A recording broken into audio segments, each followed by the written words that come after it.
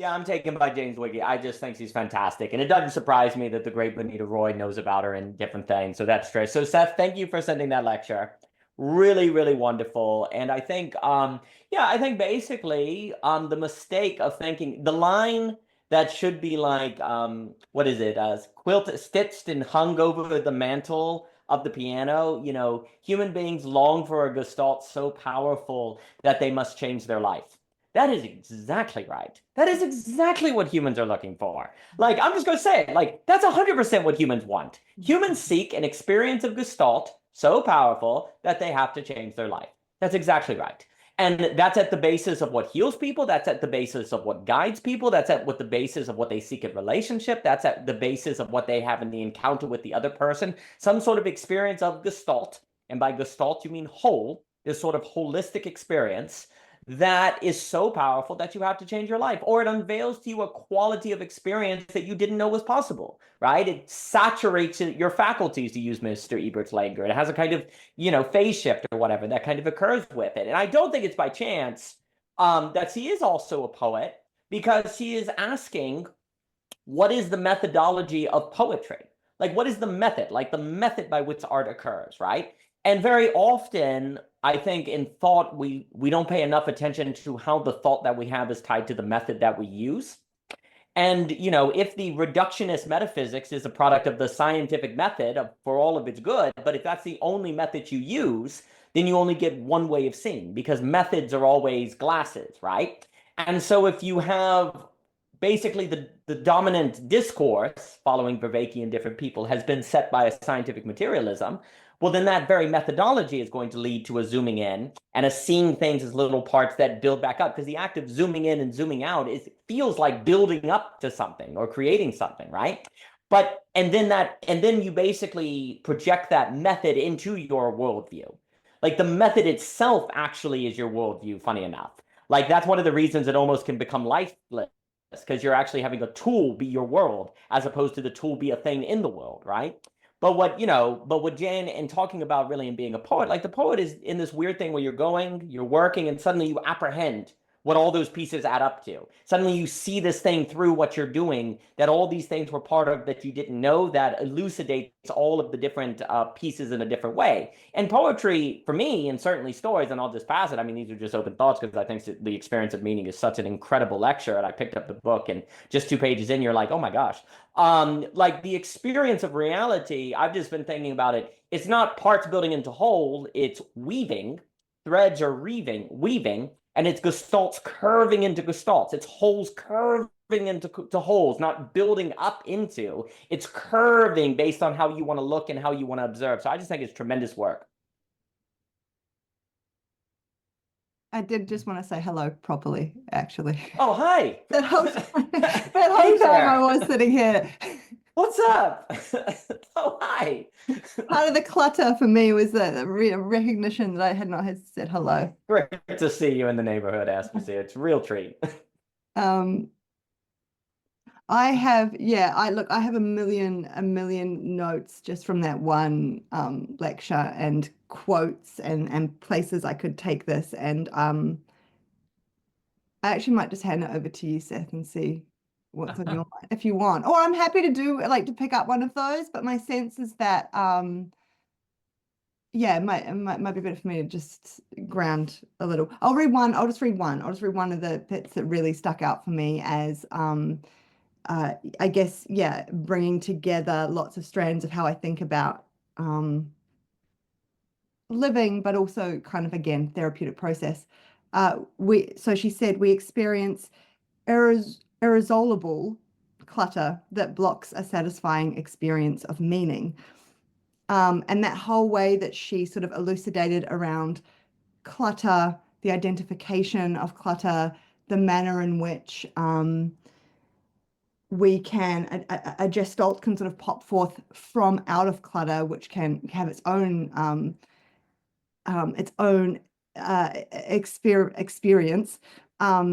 But also, I think there's something in there too that she moved into around how, obviously that which seems complicated we can then move into complexity. We can start to see it anew. We can see the connections anew, and that the experience of that is equivalent to insight. Something along those lines. I'm probably butchering it. But there's two things. I said I wasn't going to talk, and here I am. There's two little things, and then I will pass it to you, Seth. So one is I've always sort of thought about how to explain exactly what is going on, again in a therapeutic context, but anywhere.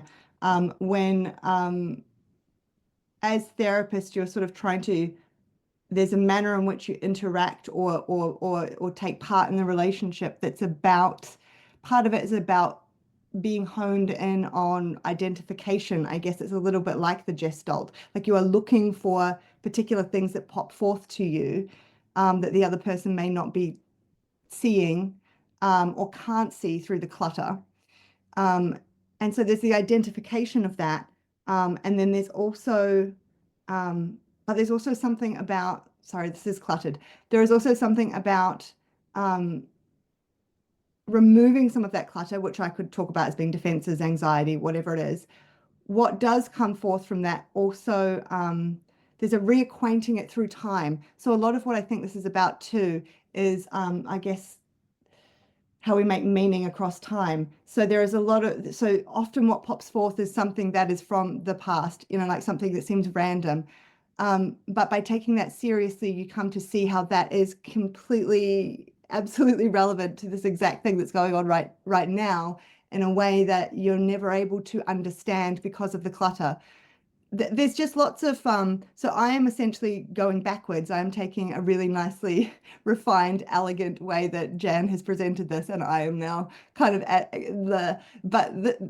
it's, as you can see, it has brought a lot of elegance, at least internally. You might not be able to tell that from my words, but a lot of elegance to the way that I've sort of been grappling with all of this about how it is that we, I guess, how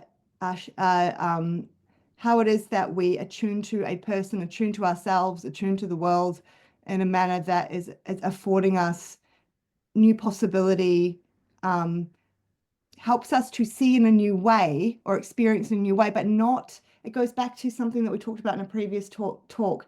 I guess it's the apprehension, not in a way that is really energy draining. It's actually the opposite. It's almost like a relief or a release or a relaxation into something that was already, or something that feels, it has a resonance, it has an experiential quality to it that is the bit that you can't explain to someone with words.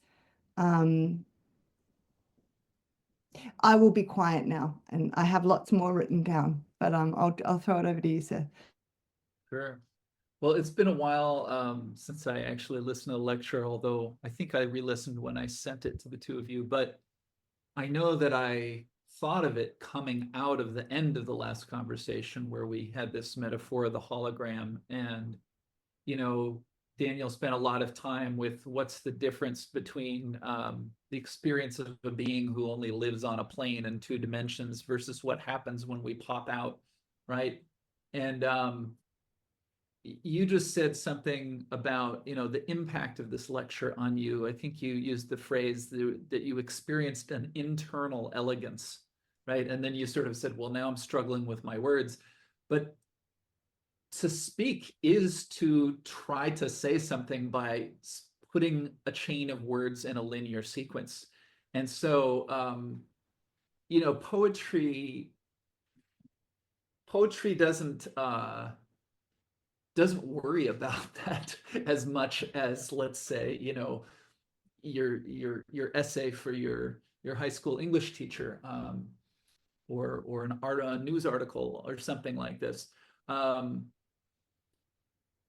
But yeah, it's the thing about the 3-dimensional or what's resonant is that it I think the meaning depends upon the reception. It depends on that thing that resonates inside you, that makes something feel elegant inside of you. Whereas, let's say the best written kind of analytical or rational, I don't even know what the right phrasing is, but if someone writes something technical, and they do a very good job. It's like, well, everyone knows precisely what is intended. It's just that it's not likely to, I mean, that's what you want when you, buy some product in 42 pieces that you have to assemble. You want that kind of clarity. Yeah, I just wanted to drop in, and it's also been a little while since I listened to it, but you also had this conversation with Javier, whose last name I can't recall, but just talking about Oh, I'm sorry, Seth. Rivera. Javier Rivera. Yeah, beautiful. Well, and you covered a lot, but you were both speaking about your own experience of writing poetry. And what really struck me was the beginning of the conversation was about it, about that experience. It wasn't so much about the poetry. But if you're a young person who just sort of realizes, oh, there's all these words here, and I could do what I wish with them, based on my own creativity, it's like there is something I want to say that's almost scientific about it. Well, I put these words like this. I put these words, oh, this feeling arises. And so what I think Jan Zwicky was doing was almost talking about the science of something that we might describe as art. She's saying, look, there is a difference between what resonates and what doesn't, but it's just a totally different category than like some kind of a mathematical proof. Absolutely. Brilliant. Not to jump in, I think all of that is tremendous. Well, so for me, I always think about the FedEx sign. And I think we've made this example before. You go through all your days, you've looked at this FedEx sign, and one day you go, oh my gosh, there's an arrow in it. I've never seen that arrow. You see the negative, and do you calculate to the FedEx sign? Do you calculate to the arrow? Do you logically arrive at the arrow? No, you apprehend it one day, and then you can't unsee it.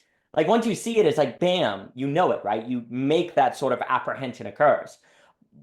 The way that she uses the word in insight of Gestalt, the way she's using insight, I think is very much what we talked about with apprehension. And there is a major difference between calculation and apprehension. Calculation seems to be entropic. It uses a lot of energy and it's tiring, but it has a role. Whereas apprehension actually brings with it a negentropic motivation, order, and it's energetic. And basically, as you pointed out, Seth, and I agree, resonance is a result of a negentropic experience of apprehension. And if human beings don't have insight or apprehension, then they lose their health because they become disordered in an entropic way. They use energy up. It's the opposite of well-being. So basically, you could say the tragedy of human beings, or the challenge of being human, is that we require calculation to function socially, to build things and whatever. But every time we use calculation, we're falling in an entropic direction. And we need insight and apprehension to restore that with negentropic, which is usable energy. Entropic is unusable energy, right? If you have too much unusable energy, well, you yourself feel like you have unusable energy, right? You feel fragmented and falling apart, and you need negentropic. But the great problem, and Belonging Again 2.1 talks about this in terms of discourse and rhetoric, but the great problem is that as we use calculation to build society, make buildings, create technology, we get in a habit of using calculation to the degree that we forget about the possibility of apprehension. And that's when we become entropic. We forget about the negentropic. It's like in the Bible saying, remember the God that got you out of Egypt. Like memory is a big thing. And I've been thinking a lot about Zwiggy with Bergson, with the hologram, because ultimately it would seem to me that, well, the method of apprehension is basically a realization of the time space that is the hologram, that is Gestalt. The Gestalt is the hologram, because it basically means every Gestalt is isomorphic to every other Gestalt, because all Gestalts are curving into every other Gestalt as a Gestalt, like all of those at the same point. We just see it on different scopes. And the most fitting and appropriate scope brings with it a feeling of resonance, a feeling of apprehension. And what ends up happening is, if all we have is calculation, as we put it, if all we have is thinking, then eventually we become entropic, we become disordered, we lose our well-being, right? So you have to have experiences of apprehension or insight, because if you do not, you will basically not get any negentropic boost, you won't get any recovery, and you'll be disordered, right? And that will only get worse and worse. And and then basically following Bergson, the universe as a whole seems to actually be a moving of weaving itself into moments of realizing Gestalt, which then works against its very entropic principle. Because it's very important, like we all just kind of say, well, there is no possibility of negentropy if in the end we all end up in a heat death, right? Like if we all end up in a heat death, there must not be any negentropic possibility.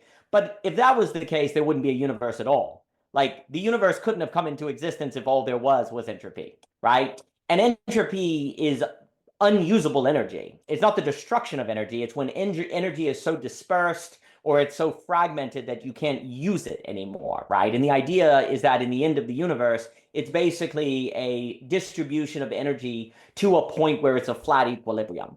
Like the energy is no longer usable because there's no forces it to jiggle it, if you will, to bring it into form. So it becomes flat, entropic, and cold, right? But it's not that the energy is destroyed. It just becomes arranged in such a way that is no longer usable, right? Well, what's very funny is basically, and then I'll just pass it. These are just some opening thoughts. Basically, the suggestion is that human beings without experiences of insight end up like dispersed energy. You end up like dispersed. You can't, it gets cold, it gets flat, it becomes algebraic instead of geometrical, because those moments of insights are the moment of negentropy that then actually brings the energy back into use. And it, of course, then goes back into entropy, but then bringing back into use. And if you don't have regular experiences of insight and apprehension, then you're going to be dispersed in your energy. You're going to be falling toward equilibrium. You're not going to be able to use your own energy because you're simply, well, let me put it like this, another way, and then I'll pass it. There's always the idea that the map isn't the territory, right? And so you're always making a map. Well, maps are a product of calculation. Just because the map can't be the territory doesn't mean we can't apprehend the territory. You just can't use a map for it, right? And you see, what's funny is if humans are always map making, we eventually get overwhelmed by the project. It's too vast. It starts pulling apart. The map starts tearing because we pull it too much. And we mentally begin breaking down, and we energetically begin breaking down. And there's almost this kind of feeling of hopelessness, right? But if you have moments of apprehending the territory, that actually can rejuvenate the effort, because then you have a way of seeing how to go back to redo the map or to let things go or not even worry that much about the map, right? Because in the end, the map isn't the territory. It's useful, but it's not the territory. But isn't it so great to remind yourself in the end, we're not stuck with gyps maps. We can have glimmers and apprehensions of the territory. Sure, the moment we try to think about what just happened, we bring it into a map and lose it. But that's where the experience and the resonance in the body, remembering the experience in the body is so important, because even if you can't bring it in a map, you can carry it with you in your body, the resonance in that experience with you, that helps the map-making effort not just become an entropic overwhelm that leads to hopelessness. So I think it's very practical. I think the practical, like if you do not have insight and resonance in this way, it will practically impact you in very negatively. Yeah. So things are coming into my head very quickly. So the glimmers and the apprehension, the thing is with that, is that it also, from my experience anyway, it also requires patience at times. So like it's not, the problem is you can't just switch it on and go, I'm going to go into apprehension mode now. And sort of, so like I'm going back to what Seth was saying about the conversation I had with Javier about poetry, right? And so thinking about like when I write poetry, there's a lot of waiting. There's a lot of kind of sitting, and I don't even know how to describe it. Like waiting for words or something, and then there's this like fittedness. There's this anyway, but it's not a and sometimes, quite often for me, I know it's different for people, it does happen very quickly. It's like I just pick up a pen and it's like I don't even know where it's coming from. But it's not predictable like that. And so I think there's something about like sort of going into the calculation, is that what we're calling it? Calculation mode, or that is sort of reliable, in that I can turn that on at any point and just sort of sit and logically work through something in the way I got taught, at school or whatever, and structure my essay in the way I got taught. And like it feels there's a control element. I have, and so that probably eases anxiety. Whereas Apprehension, yes, we have to be open to it, definitely, but it's sort of, it will just happen sometimes, and sometimes it doesn't, if that makes sense. It's almost like a wanting or a sort of a sitting and a waiting. And this goes back actually to the kind of the original starting point of all this sort of like thinking through like what happens when I'm like grappling with a decision. And sometimes I just know that now's not the time to really act one way or the other. It's almost like a trust in the waiting. And so the not doing is just as important as saying the yes or whatever. So what am I trying to say? There's something about, I guess, a willingness. I guess it's like a trust. There's a willingness to not always be able to, well, a not knowing, I guess, a not knowing when it will strike, how it will strike, what it might mean, how reliably I can gather information that's not right, but how, like, I can use, like, what this is going to mean in terms of maybe momentum or intensity or, and so I imagine that is quite alien for many people, especially in a sort of hyper productive world. Maybe those aren't the right words, but you know, that sort of, you have your 5-year plan and always, I don't know, there's this sort of a way of being that we're taught to be that is very different to the idea that you can even know what's going to happen in the 5 years if you just plot it out, you know, even just that is very different, I think, to maybe the sort of more poetic stance. So there is something quite, I guess actually too, what it is, there can be something quite frustrating about writing poetry too, like there, and your experience of that frustration and the waiting, and the trusting. And I guess this is like relationships, isn't it? You know, being patient with the other person and the waiting and the taking the time to figure it out and all these things.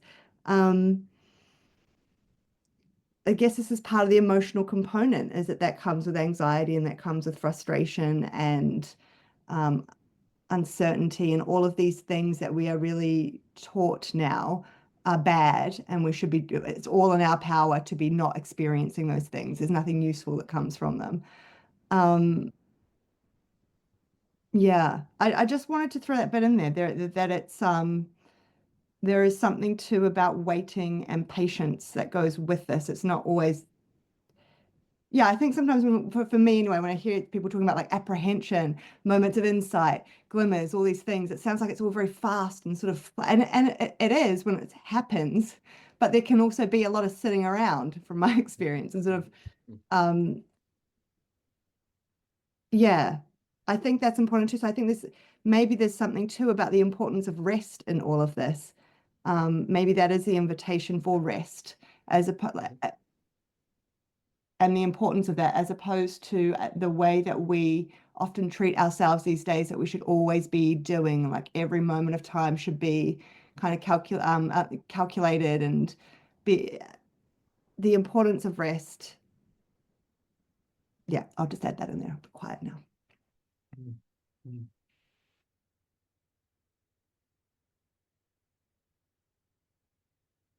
I'm waiting.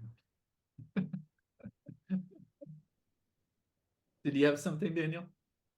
Well, I just think that point's really important. It makes me think of, to me, I associate apprehension with Sabbath.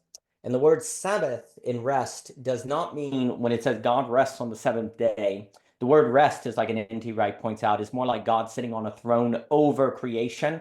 Like he's finished the work and he rests in it. It's not that God takes a nap. And then what's critical with that is that means Sabbath is kind of a Gestalt term. It links together rest, Sabbath, and Gestalt. And this is also when like Paul's having debates on should Christians observe the Sabbath or not. He doesn't. The point is, he's like, well, if Jesus was the Savior, then it's all Sabbath now. It's all Gestalt. All things are new. So it's not that the Sabbath is one day a week. It's actually the Sabbath now should define every moment of a Christian's life. But then the question is, what is it? What is Sabbath? Well, if Jesus is getting oxen out, if Jesus is performing healings during the Sabbath, he's getting oxes out of a ditch, and everyone's really mad at him. But this is very important because he's actually unveiling then that rest is not the absence of work. It's some different quality of being, actually. And this quality of being, I think I strongly tie to apprehension, because the key to this, as you're pointing out, Aspasia, If we really understand that the inside of the Gestalt is an active apprehension that you cannot calculate to, well, then you can really like relax then, right? Because you can't no matter how much you calculate, the map will never be the territory. And you can just suddenly have an apprehension of the whole, right? There's a certain grace, there's a certain hope in that, where the name of the game is not just to work the most quantitatively, it's to work in a particular qualitative way. And I think that's basically what Jesus is suggesting, because it's just like in the Garden of Eden. For example, there actually is work in the Garden of Eden. There's just not toil. There's work, there's taking care of the animals and naming them, but the idea is that the work in the garden was actually part of paradise because it was life-giving. It was the work of creation and bringing things out, right? So in Jesus, there's this kind of idea of a return to work that isn't toil. Well, what is that? I strongly associate that with the work of conditioning yourself for the possibility of apprehensions. I strongly associate that with like Aristotle's virtue, which is the creation of habits, not just doing ethical dogmas, but the form of certain habits that let you carry yourself in the world. Here's the critical. I associate Aristotle's virtue ethics with the ability to handle surprise, like speaking with Thomas Jockin. And this is really important because, as you were saying, like what is being suggested here is very different than the 5-year plan. Absolutely. We have overly indexed planning and under invested in preparing. That's a critical distinction for me from Ivan Illich. And Ivan Illich is basically like the human is found in preparation, not planning.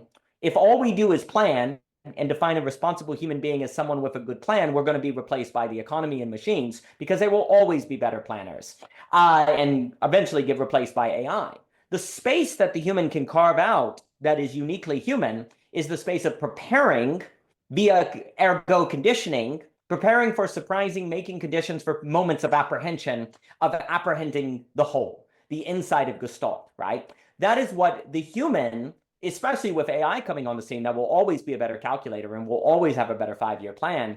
That is precisely what now becomes more important than ever before to do, because that seems to be the unique ability of the human being. Let me put it this way.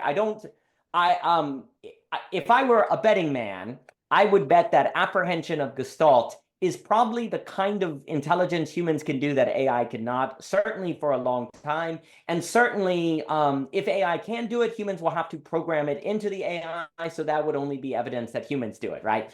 And also, too, the power of the inside of Gestalt is so great that you actually don't really care if other people are doing, because your inside of Gestalt is yours, and it brings forth that glimmer of beauty that kind of infuses it all, and you don't really worry about comparison or what others are doing. That's the logic of calculation. That's the logic of comparison, right? And so being human is really way more in the business, once we're trying to define us as distinct from the system, way more in the business of preparing and conditioning. But here's the problem.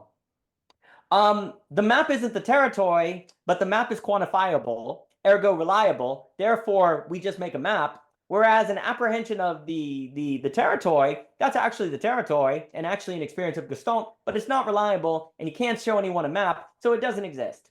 So the logic of quantification makes us on the side of map making, which of course has a role because we get lost in the territory if we don't. And also you need a map to know where to go and to keep a record of your conditioning and what you've experienced so that you can know what preparing is working and what not, and to navigate a life of preparing.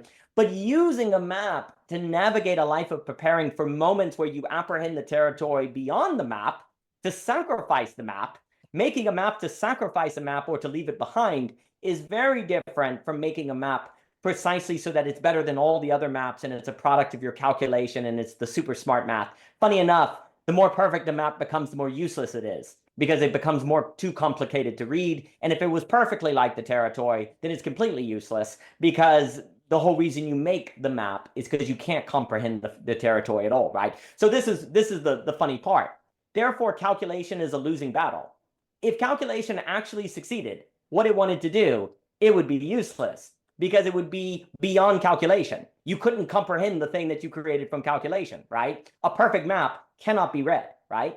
So a society that is overly and exclusively focused on logic, rationality, building, planning, and calculation is necessarily in a losing battle. You can't win that battle unless you make an AI that replaces human beings, right? Like it has to lose because a perfect calculation is useless. A calculation is useful because it is not perfect. Therefore, you can comprehend it, you can use it. Like another way to put this, as George Bach says, is all models are wrong, but some are useful.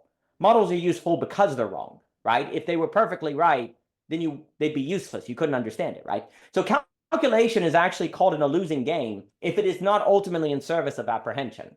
Because if it's ultimately not just setting a stage of a condition for an encounter that can surprise us, which we can prove prepared for it and therefore have an apprehension, then calculation is a losing battle. Oh, well, I guess that's why everyone then is feeling fragmented, losing energy, mentally unhealthy, because it's all entropy. Like it is a method of entropy that has no negentropic boost of apprehension, no intervention of a reordering of energy. So we basically just set up the society for a society of exhaustion, I suppose, as maybe Barth or Hahn or somebody would say, because it must be, because again, and then I'll stop, calculation cannot realize its own end. And that is kind of the message of Sabbath then. That's why it's like, hey, make sure you take a Sabbath, because at least then there's the possibility of an opening for the apprehension. Like if you're always working in the week, per se, you never have a moment to stop and ask about that. So in Judaism, it's like, so you're going to not be able to do any work that day for the possibility of the resting in the Gestalt, right? And that ultimately is what all work has to lead to. And I think this is important because if you think of Sabbath as resting to get back to work, then ultimately work is still the dominant thing, right? That's still the goal, is to do more work, right? Where actually, if you understand Sabbath is resting in the Gestalt, then the work is for the rest, not the other way around, right? That's like, it's the other way around. And that's extremely important. Like it is not that, it's not that we apprehend to calculate. It's not we calculate to apprehend. It's not that we build the world in order to have a whole. It's that we have experiences of the whole that then inspire us to build. That little shift, I think, is very important.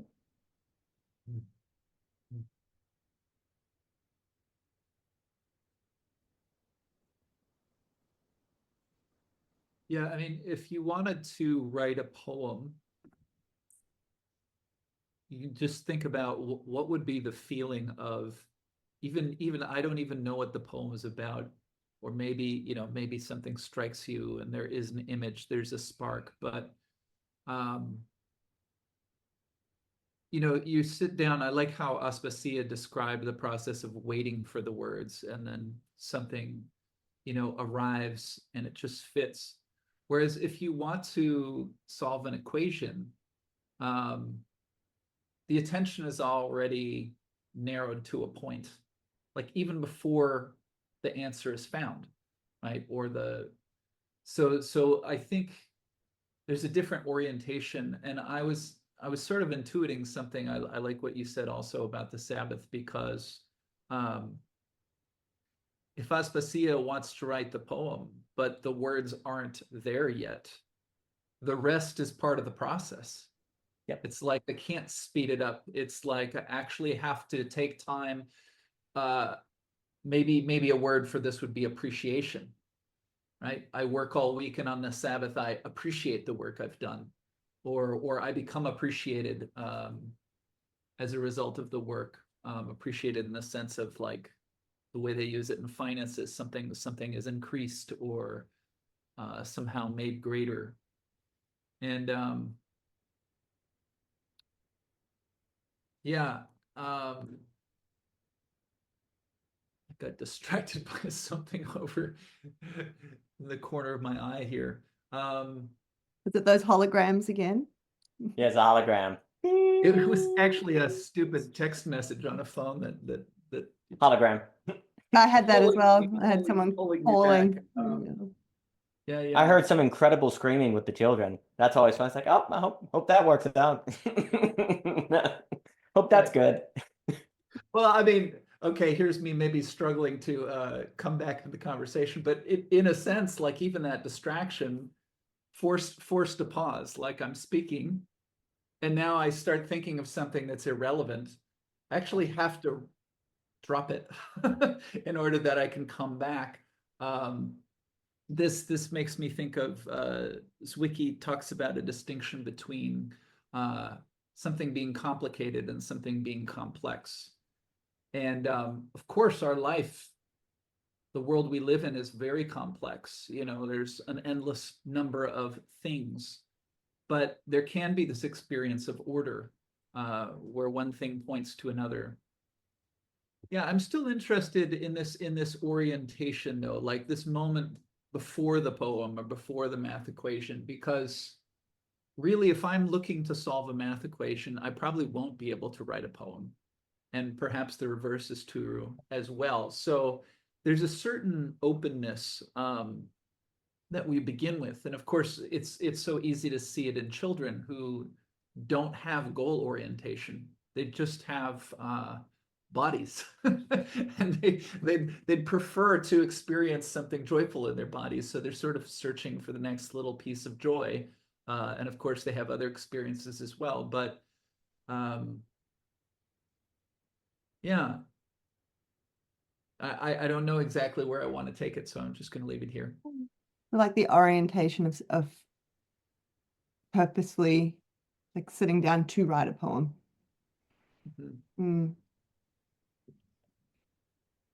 Or even just the sense of being struck by, so an example, I think I've brought it up before, but I've had a lifelong fascination with the sound of language as distinct from the meaning of it. And I had no shortage of opportunities to notice that most people aren't as interested as I am in this particular thing. And then I've had many other occasions to wonder what exactly is, you know, the point of this. How's it going to make me money? How's it going to do all of these kinds of things that the world tells me something should do if it's worth my time? And I came up short again and again.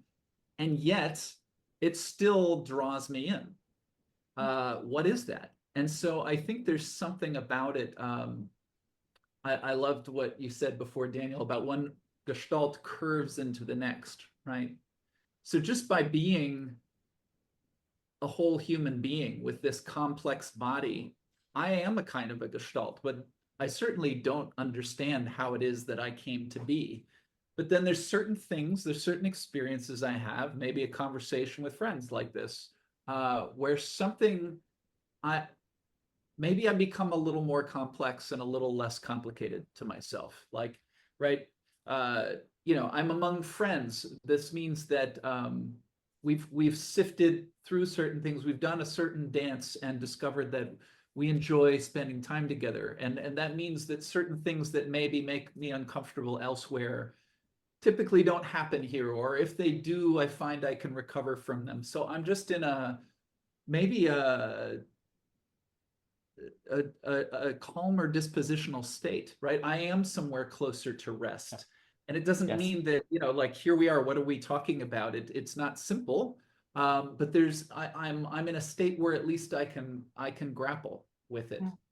Whereas in some other occasions where I'm, you know, like breaking the tip of my pencil on the journal, it's like that's not happening. And I'm just trying to figure something out that isn't actually available to be figured out.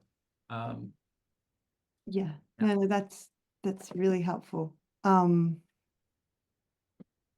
Oh gosh, there's lots I want to say. So yeah, I think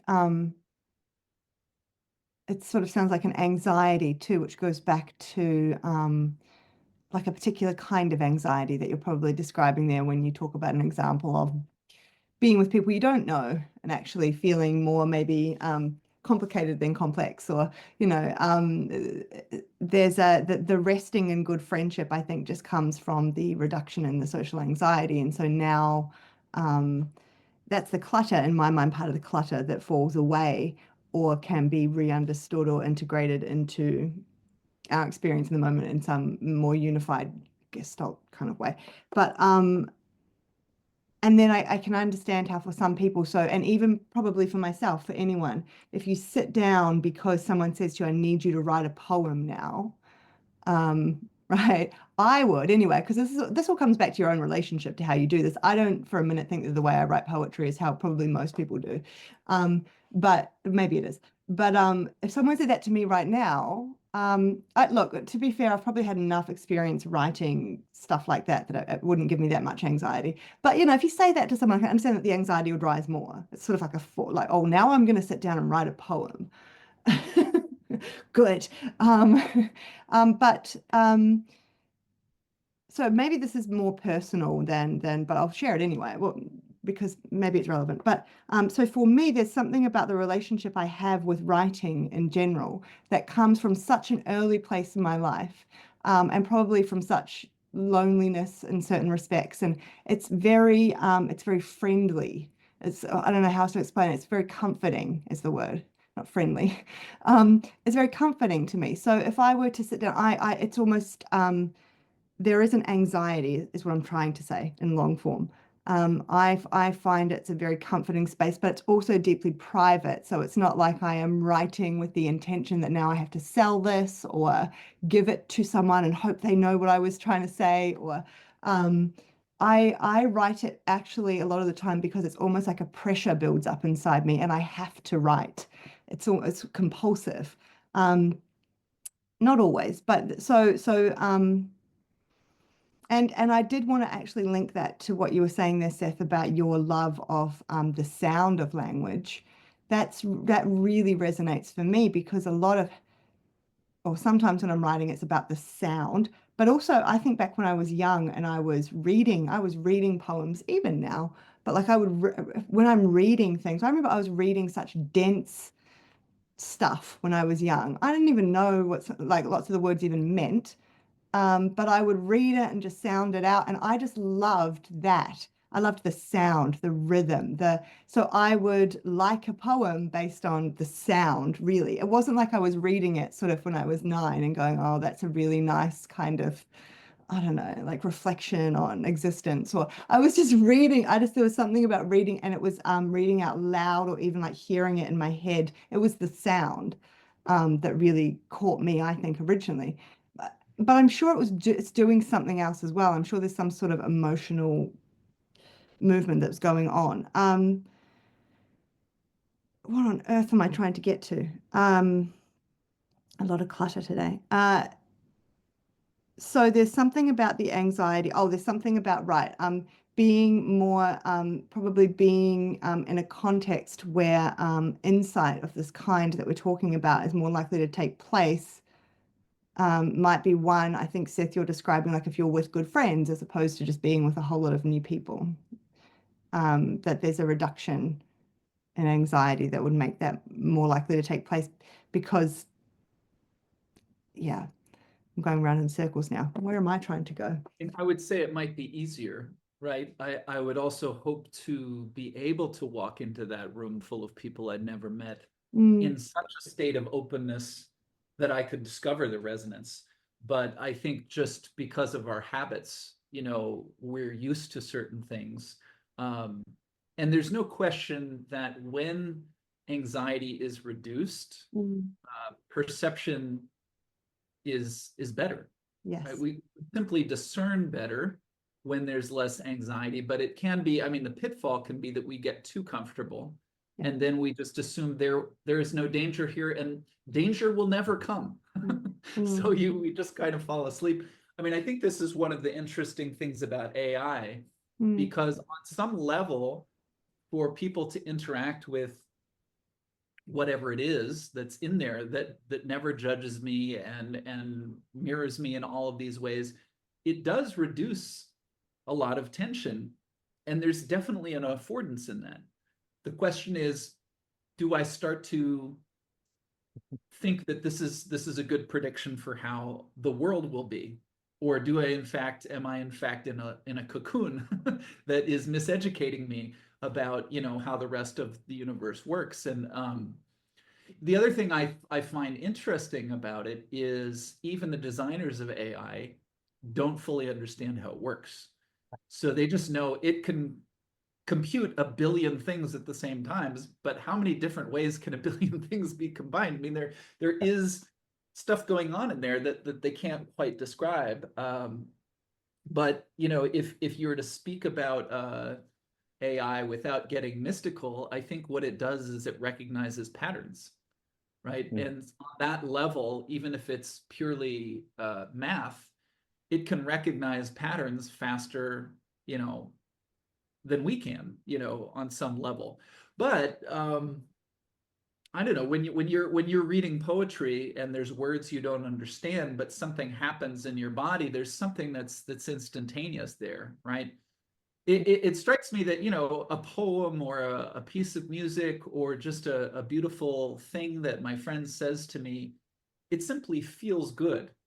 And something that feels good requires no justification, except for the fact that when I feel good, you can't necessarily feel me feeling good. I can't give you my feeling of feeling good. And then so if I want to share it with you, I have to somehow try to reproduce in you that which I feel in me. And this might be the place where, we start to look for formulas and look for, how computation can get us there. Yeah.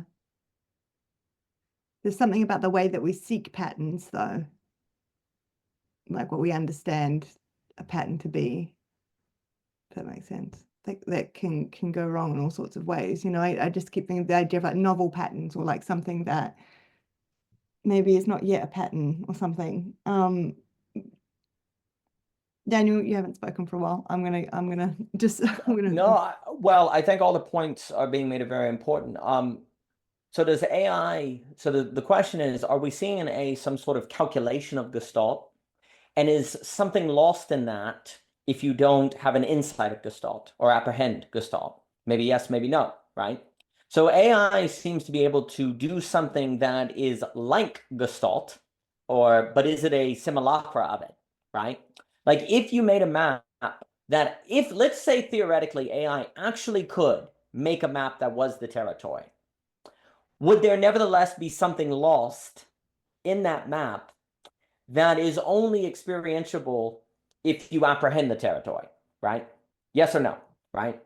Like, I think basically the question does seem to be resonance. It does not seem like that experience of resonance itself, the phenomenology of resonance, seems to be what is uniquely afforded by the method of apprehension and insight.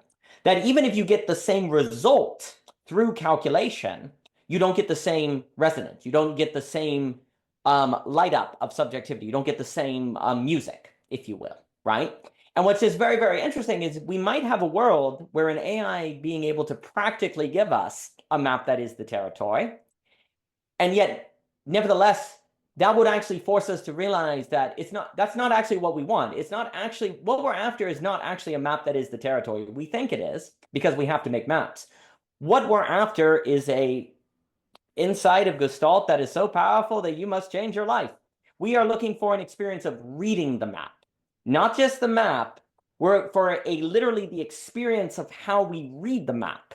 That's what we're looking for, a particular relation to the map that we confuse with the building of the map, because we must build a map to survive, and thus since we're always focusing on the map, it's reasonable for us to think the goal is the perfect map, when really it is a particular experience of reading a map that, if done correctly, is an apprehension of the whole, which makes it seem like, well, surely then the goal is the perfect map. No, it's the quality of apprehension we're after cannot be separated from an apprehension of Gestalt. But that actually doesn't make the Gestalt primary. It makes the apprehension of Gestalt primary, because the apprehension is part of Gestalt itself. Like, that's also the trick. Like, if the whole is the whole, then the act of experiencing the whole is part of the whole as well. So if you get Gestalt without the apprehension of Gestalt, then you actually don't have Gestalt. You have a simulacra of it, right? And it would seem to be the case that if AI could give us through calculation and quantification, etc., a map that was the territory, then it would be very easy to say, well, that's the Gestalt, because you wouldn't see the act of apprehension missing from it. But because that was missing, then it wouldn't be Gestalt, because that act of apprehension itself is part of reality. The dance is as real as the dancers, as Rob would say, or look, this is the key. Like, the dance is just as real as the dancers. So if you leave out the dancing, then it will look like the Gestalt, but it will be missing the movement of Gestalt, because Gestalt has to include the movement of it, the way that you experience it. And if that's left behind, well, you don't have the Gestalt even while you're convinced you are. And I think that is what AI is presenting us with, because it's all about the very subtle differences. So to the extremely important point you made, Seth, on there's a way in with AI, you don't have tension, right? Tim was just speaking with, I believe, this wonderful conversation, the young scholar, on how we're going to have an age where people are going to ask, why bother to deal with other human beings if AI is so great? It won't judge me. It's comfortable. Why would I bother with other human beings? The question is the following. Is there a difference between the absence of tension and the curving with tension? Because a dancer curves with tension. I basically think much of life is about curving instead of straight lines, because I think reality curves. In humans, actually, the more you curve, the more you're like reality. Now, that has to be explained. But I think basically nature curves. It's not a straight line. There are no straight lines in nature, in the same way there's no smoothness. That straight lines and smoothness are a product of human beings in technology that then actually leads to perverse scaling laws, as George West talks about, and so on and so forth. Like nature naturally scales. Like bees don't become as big as elephants and trees don't become super big. There are natural scaling laws in nature, just like laws of nature. And I would argue, and it's very interesting because a scaling law basically suggests things begin curving back on themselves, or they take different forms when they cannot be sustained as a straight line anymore. So scaling, so in my opinion, I'd have to elaborate this. I think the natural scaling laws we see in nature is actually a testament to the fact that reality seeks curvature, that it seeks a certain curving, not a straight line. But actually thought seeks to curve. That's why if you try to directly write a poem, it doesn't work. You have to curve toward it. You have to go around it. You have to come at it indirectly. The best way to get at things is indirectly, because there's something about going directly at the thing that changes what it is by the time you arrive. You have to indirectly get there so that it stays itself, right? It's like in love. You have to woo someone. If you directly go for them without the wooing, it destroys the whole thing. There's something about the indirectness that is necessary for the development, right? And I think you can't look directly at the sun. Yeah, that's correct. Yeah. And yet the sun and yet the sun is what makes looking possible, right? With light and different things, and also in not letting us die or freeze to death, right? So there's something about, do humans learn to curve without tension? Likewise, do we learn to dance? Do we learn to move, right? Well, no, because a tension you're able to work with or turn around, the tension is then automatically incorporated and actually made a good thing, right? Like when you're able to move with the tension. So AI, with the loss of tension, would never afford you the possibility of developing those capacities of curving the tension or moving with the tension or dancing. And the question is the following. Is there something about learning how to curve with tension, as I'm just putting it here, that actually is necessary for the possibility of insights of Gestalt? Is there something about the body that can curve that is also the kind of person that can apprehend, right? If those two things are linked together somehow in mysterious ways, then the absence of tension with AI would seem as if it is intimacy, and it would be a kind of intimacy, but it would be one that would not afford you the ability to apprehending the Gestalt. So in that way, it may be seduction. Because what is the difference between seduction and intimacy, right? You see, the great problem is I think we're basically at the age where all our challenges are very subtle nuances. Like we're going to have to know the difference between intimacy and seduction, know the difference between the absence of tension and curving with tension, the difference between plan and prepare, the difference between a whole built into and a whole that's apprehended. That's the level, I think, at this particular moment. Those are the kind of challenges we're facing. It's not really an age so much between telling the difference between good and evil or something, right? Not that that's left behind, but ultimately it's like, okay, this is murdering is evil, not, right? There's a way in which history has kind of moved through these things. I'd have to put meat on those bones. But really we're at the subtle nuances of good and good, like good and better, good and beautiful, true and beautiful, right? You have to remember good and evil. You have to be able to tell the difference between the bad and the good, but assuming you know that is actually not necessarily enough to help you tell the difference between the loss of tension and curving with tension, because both of those are good, right? Right? Isn't it good not to have tension? Isn't it good to curve with tension? Well, that means good, merely thinking in terms of what's good would not be enough to make the decision between those two ways of life, right?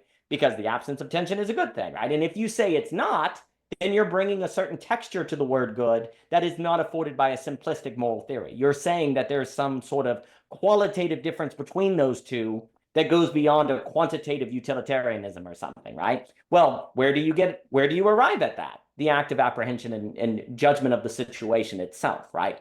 So I think also, like when you're talking about a good conversation, and the rhythm of the words, well, what ends up happening, I think, is there's something about music that leads to a certain curving, a certain moving width. Like when the words are there, you just kind of go. I think basically human thought, like that mode you're describing, Seth, of what is the mode that goes into, that's able to apprehend. I think it is this very interesting mode of self-forgetfulness where you forget thinking in a kind of music. You almost forget, you think by forgetting thinking, actually. Like, because you're just going with the music. Like, you don't really think when you dance, right? If you do, you don't really dance very well. You just got to kind of feel the music. Now, the reason you're able to feel the music is because you did a whole lot of practice to be able to do that, but you do a whole lot of practice that you leave behind, right? Like you do a whole lot of practice to get it into your body where you don't have to think about it, right? Like you do a whole lot of work to be able to do something automatically. Auto mastery is what I think about. Like auto mastery is the ability to do something without thinking about it, right? Well, you need calculation to be able to get to the place where you can do something without thinking about it. But isn't that funny that you're using calculation to get to the place where you no longer calculate? It's in your body now, right?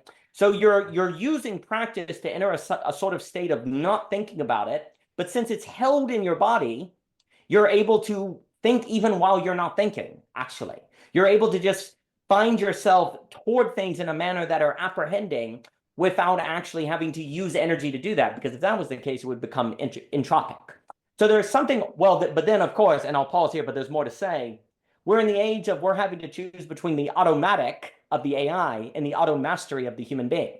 What is the difference between what the auto mastery of the human being can afford qualitatively and what the automatism of the AI can afford? What is the difference between the Gestalt, the automatic AI gives us through calculation, if you will, and the AI that human auto mastery can apprehend? What is the difference between those things? And well, in my opinion, because I believe the act of apprehension itself is part of the Gestalt, you literally can't actually have the Gestalt unless you include that. So the option over there is a 99.99999% approximation of it, which arguably is the most dangerous of all simulacras because it's so close.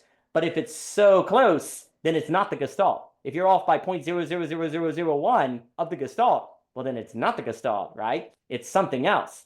But it is the most dangerous of all simulacras because it is so close, and thus it is so easy to think that's it until the door slams and it's too late. But those are some thoughts. There's something more to be said on the Sabbath. Well, I guess I would also say I do think this is a mode of Sabbath I associated with it. There's a mode of Sabbath here because there's something about Sabbath that's the opposite of stress. And this is where also, like when Jesus is like, Sabbath needs to be all days of the week. Well, what he's saying is you basically can't have toil now. You have to, you need to work, not have toil, right? Well, how do you have a 9 to 5? How do you be married? How do you do all these things without having toil or stress, right? And they're like, it's impossible, Jesus. And he's like, well, what's impossible for man is not impossible for God. It's also critical. I agree with G.K. Chesterton that Jesus is always giving impossible commands. Like they're literally impossible so that if you can do it, then it can't be a product of human reason or human power. There has to be some additional dimension that is being incorporated, right? So if you actually can learn to have Sabbath while doing a 9 to 5, that would be evidence that there's something more than calculation. There is something more than human good ideas, that there's another element of reality that actually is at play that can be tapped into.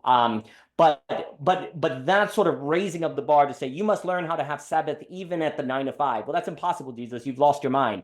At least say 6 days of the week we can have stress and 9 to 5 and can't figure it out. As long as we have one day where we can do that. But you're talking about like somehow having an entire social order with kids and families and 9 to 5 and work where we maintain a sort of rest as we do our responsibilities. That seems freaking impossible. And it's like, well, what's impossible for man is not impossible for God. And I think basically that is the challenge. And for most of history, people have just separated from society into monasteries. They've not had kids. They've not had families. Well, part of the challenge actually now at our particular moment, I think, is actually kind of learning what would it mean to have a society of Sabbath, of apprehension, this mode, even while people are actually going through the stresses of life. If, that seems to be a very, very tall order, but it seems to be the order that indeed we need to think. And we need to rethink our institutions, our work and money, economic sociology, and all the other major topics in light of that possibility. I just want to consolidate something.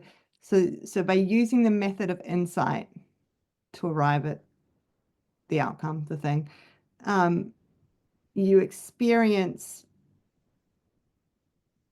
a felt sense or a resonance of being part of it all, like that you are part of it all, that you are apprehending, like you have that felt sense of being part of it, as opposed to like what we're talking about with something like AI, which is that you can feed it sort of instructions and it can give you a piece of information or something, but you have not been, it does not, because you're not using insight as your method, you are not having that experience, that inner experience of having arrived at that. Is that what we're talking about? I think that's a great way to put it. I mean, a way to look at it, there's a difference between arriving at Gestalt and being a Gestalt that curves into Gestalt, Yes. right? It's not merely enough to arrive at Gestalt. You have to experience Gestalt and yourself part of it, Yes. right? You have to curve into it, Yes. not merely arrive at it, right? I mean, in some respects, that's almost the difference between an idolatry and God. An idol is you arrive at and worship it. God is like, yeah, you got to come in here and change your life. Like God pulls you in, right? And so there's a difference between those two. I think that's well put, Aspasia. Yes, I see what you're saying. Yes, that's much better, much better use of words. Is that, Daniel, is that, in brief, is that what you mean when you talk about belonging? Ultimately, yes. Yeah. Yes, because the whole project of good, yes, belonging, to belong again in a way that does not repeat the previous ways of belonging, is going to be of this structure. It's going to be based on apprehension, preparing, auto mastery, intrinsic motivation, self-forgetfulness, and a socioeconomic order that is cultivating this possibility. Because ultimately, too, like for me, self-forgetfulness and auto mastery is designing a space that you enter into that stuff can be apprehended without thinking about it, creating particular kinds of messes that can afford apprehension of a whole out of those messes versus other kinds of messes that just fragmented you, right? Like telling the difference between the mess that fragments and the mess that turns out to be a FedEx sign, and designing those differences in your life is very, very important. But absolutely belonging is, this is what I have in mind. Yes, ma'am. Yeah, it's all making clearer sense to me now. Good, great. Okay, and then there's something too, I just want to highlight, and then I will pass it to Seth, about what you were saying around the curving, right? Curving, how we curve with tension. That's so important. I think that's why I have such a reaction to sort of rigidity, or like so the curving is really important, how we curve with tension. And I was just thinking, you made some mention there about the body. I was just thinking about how, like, kind of how we are organized in space is almost, that's kind of the point, like is the ability to curve, as opposed to just being a straight line. Anyway, Seth, please save me from my When I hear that story about Jesus saying the Sabbath is every day, and people saying to him, what do you mean? It just seems like he's asking for intention. So it could be impossible for me to be one with God, but if I would have the intention to be one with God, that would seem to be the first prerequisite. I mean, I suppose life somehow could happen in such a way that I stumble into, that. But otherwise, I would think I need to open myself to it. And, when you were describing belonging and then everything that would flow from that, it seems like the starting point is still the assumption that wholeness is possible, right? So if I'm going to be happy with 99.99999% of the thing, Why would I be happy with that? Probably because I assume that is the best it can get. But if I think that, you know, the fact that I'm in this body is in of itself already evidence of that miracles occur, then I might just be willing to have let's call it faith, you know, but it's that faith. I mean, it's the same thing where you're halfway through writing the poem and you have faith that the next line will come to you, right? It's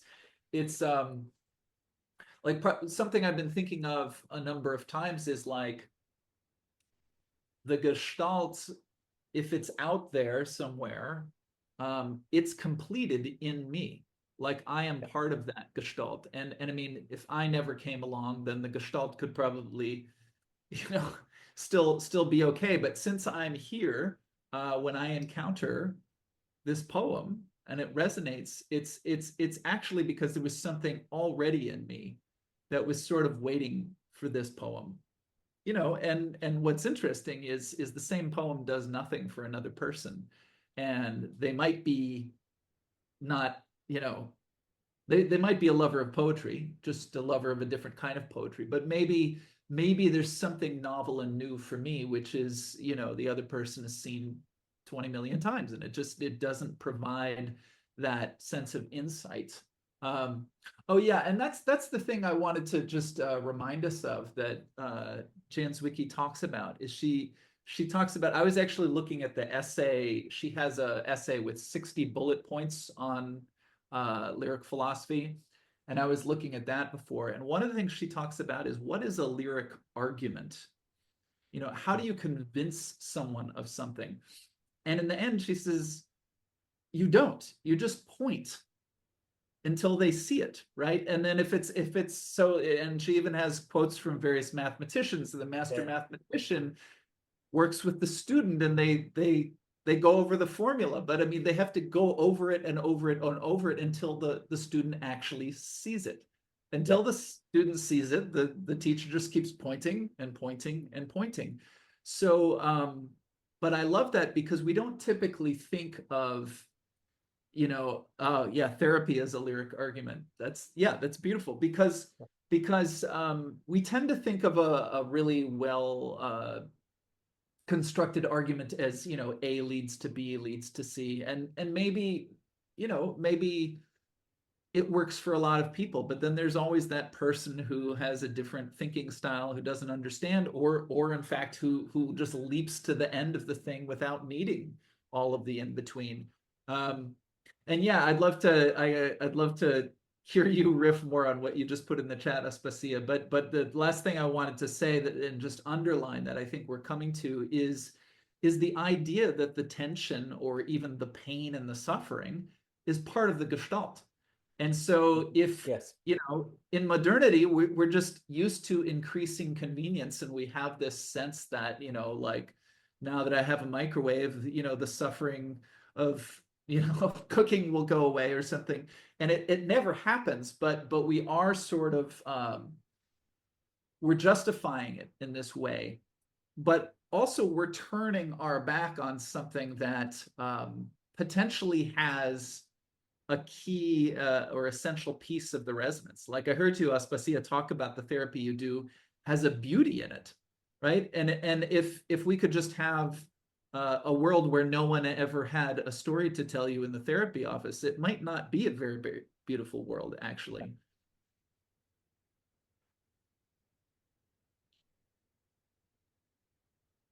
One thing I just did want to say too is when you're talking about this openness, Seth, like sort of coming at things already with an openness, there's something too about that I think, you know, like the difference is that in that openness, you may incidentally allow in something that otherwise doesn't get in if you sort of go through the calculation manner, is one way of thinking about it. There's a but that bit is so crucial, and maybe it's something that can never be arrived at through prediction or I just want to sit for a second longer. Daniel, please jump in. Well, a few things. I think what you were saying about pointing is very important. There's a sense in which, in my opinion, the human can only be pointed to. And so if you miss it, then you miss nothing.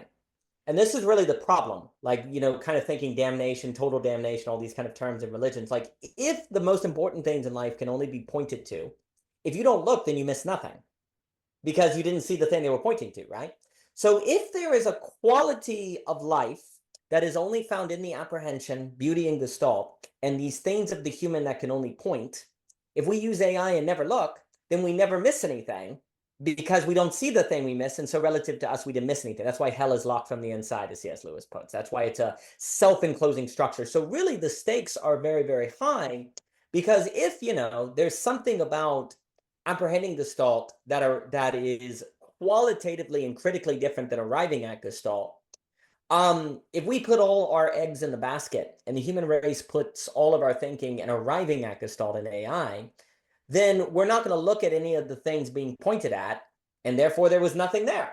They were just pointing, those weirdos. Why were they standing there pointing? There was nothing to point at. Someone should have told them, well, they got left behind, right?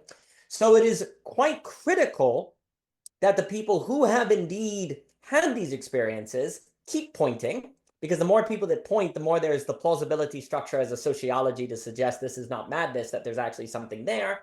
But to keep pointing means you own your memories and you own the fact that you had these experiences and they actually matter and that there is a difference and you don't let anyone talk you out of it, right? Almost that kind of religious conviction there, that kind of ultimate concern. And again, the fate of man does seem strongly tied to memory. That's in religious traditions and Bergson and different things.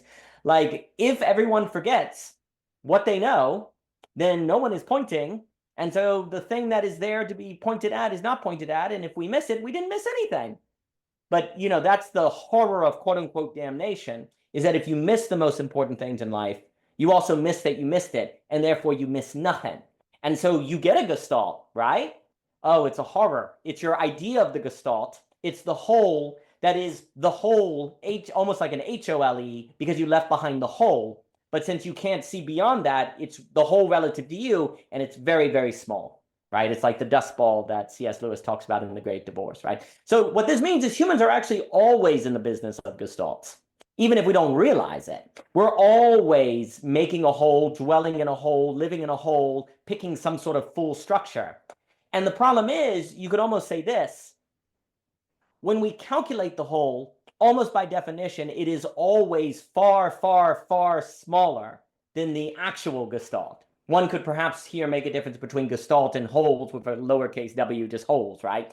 Any whole that humans make is infinitely small to the gestalt, really? Because when you're talking about the whole, like the actual gestalt, that is far going to exceed any effort of human calculation. Like if you were to do calculations all day long, it is hard to imagine ever even approximating the gestalt, right? And if AI did it for you, here's the problem. You couldn't know it did it for you, and it would require the same amount of energy to understand it all, or you have to trust it, and then there's the existential energy of having to trust it, the existential energy of evaluating, so it doesn't actually get you anywhere for something other than you to approach gestalt, because ultimately you still have the same energy use problem, because then you have to choose how you take it in and how you trust it, and then you're all the energy you're saving calculating gestalt is lost in your existential anxiety of feeling worthless, because AI can do everything, right? The energy loss just goes to a different place, right? So if you don't it does seem to me as an insight, apprehension of gestalt seems to be perhaps the only negentropic possibility for the human subject. Like, experiences of gestalt seem to be the only way that humans get negentropy as opposed to entropy. Now, when I say that, that doesn't just necessarily mean in like the mystical insight. I think in music and dance and conversations, dialogues where you forget yourself, that is approaching a mode of gestalt. It is approaching a mode of approximating the whole, and you feel the negentropic. That's why in some of these conversations, you can have 5 hours go by and you're like, what in the world? 5 hours went by? How did that occur? Because it's negentropic, right? Because you actually feel like a whole. You feel like a unit, right? So I basically think the only way to get negentropy is gestalt-like activity. and you have to do it. You can't outsource it. And the only way for it to be negentropic requires the method of apprehension. You can't change the method without losing the negentropic potential. It will become entropic. It will become energy draining versus energy gaining, right? Like the method is actually essential for this because, again, if AI were to calculate a quote unquote whole, you would have to use the energy to understand it. Unless AI gave you a whole that then you had an insight about, maybe AI would be very useful to design a condition where you can have an insight. Maybe AI will be one of the great architects to increase the probability of us creating spaces or events where insights of gestalts could occur. If AI was used not to arrive at Gestalt, but to help design spaces for us to have insights of Gestalt, that seems to be the correct human AI partnership, right? Is to make it the designer or to help it figure out how to go about doing that, not doing the work for us, but helping us create the condition where we can have our own insights. Because that little bit of the insight itself, of the apprehension, seems to me to be essential for the possibility of negentropy. Therefore, resonance, when I say negentropy, I basically just mean resonance then, which is then healing, well-being. You cannot get that without the active insight itself. Nothing can replace that. And if that is the case, then basically we need to think about AI and all these things about facilitating that experience, not giving us the results of that experience, because the results are nothing without the method. They're not going to be resonance or negentropic without it. Yeah, the part of that I always find so difficult to wrap my head around is trying to imagine how AI could do what, say, the human therapist does in terms of when I'm sitting in, I mean, obviously there's online as well, but if we talk about in the room, if I'm sitting in a room with another body, like our bodies are communicating, and my attunement, and then however that then filters in through me, and like all of that is lost. That's the bit that I can't, I don't care how much information you're putting into the AI about what is going on for you in a moment.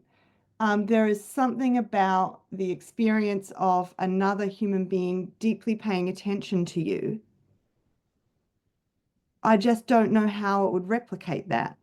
And I think, yeah, I can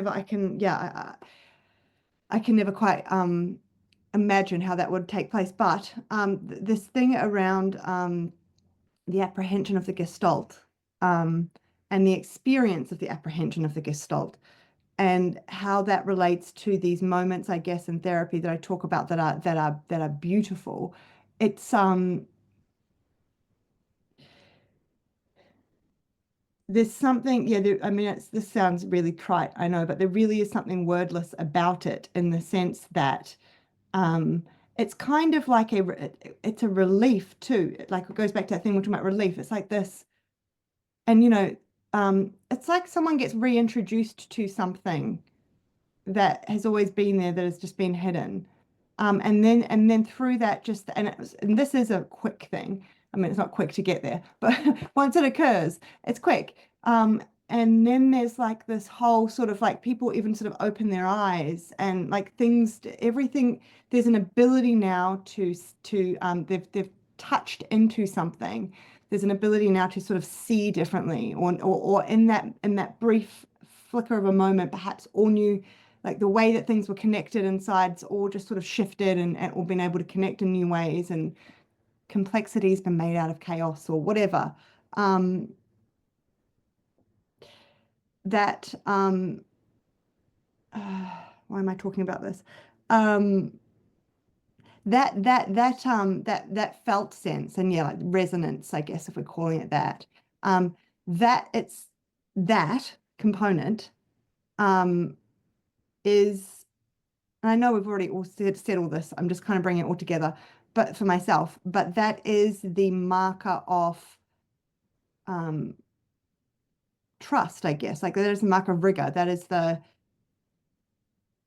there's something about in that moment, the way that the person sees in you, that I think I don't want to say is correct. I don't know what word I'm looking for, but there's a rigor to it that is just outside of anything, like you say, like, oh, I left it up to AI to figure it out for me, and I know that it's had like all the information in the universe pumped into it, so whatever comes out must be right. Like, I just trust it. It's outside of all of that. I really think that people would stake a claim on that experience. Like, I think this is what we're talking about. It's facilitating a person's ability to be attuned and on the lookout for that kind of thing taking place. But then the more experience that we have with that resonance, that felt sense, that we, and the almost inbuilt kind of pushing us towards taking it seriously. Like, there's something about in that lecture too, about talking about sort of like the primacy of this. That this is, yeah. God, I can't find my words today.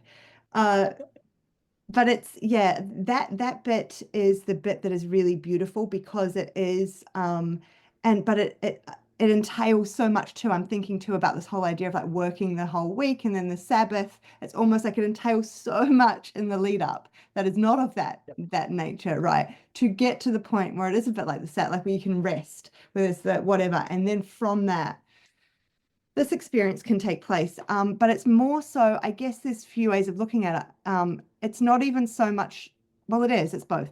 It's obviously helping a person with the specifics of the problem that they come in with to finally come to some kind of new resolution and way of understanding it and experience. But it's also like I think like what you've been saying, Daniel, so the training of this mode, I guess. It's and training's not a good word, but the opening up a person to the fact that that this is a manner in which you can not get information, make meaning or experience or be, that it should be taken seriously. And and now that you know that, how can you continue to utilize that in your life, to not forget that in your life as well moving forward? Obviously, going back into a world where, of course, we need to go into calculation mode and all of that. Of course, we do. I think that's what it is. Ultimately, it's the reacquaintance with the Gestalt. I don't know, with that, or with the moments where we were able to experience that resonance. That is the most important aspect, I think, of the work in a therapy sense. Because then that is part of the thing that, because, often with different types of therapy too, it can be that you work on a specific problem and then, oh, well, another problem pops up later. You have to come back again and work on that one. Like, it just goes on forever. Whereas this is more about leaving the person with something that they don't need to be coming back to therapy anymore, right? Because there will be other problems, there will be other things. Yeah, anyway, I'm so sorry for my word vomit today. It's not, yeah.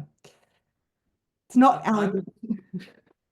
I was thinking there's a feeling of wholeness.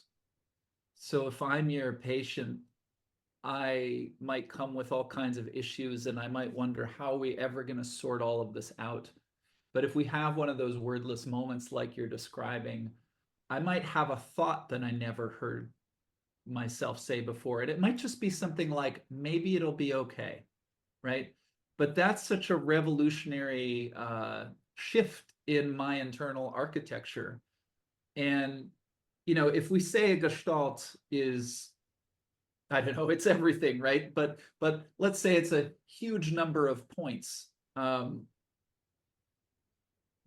Yeah, it's true. Even when I sort of apprehend the Gestalt, I probably won't apprehend every last one of those points. I mean, the universe, it's just too big for me to see it all at once.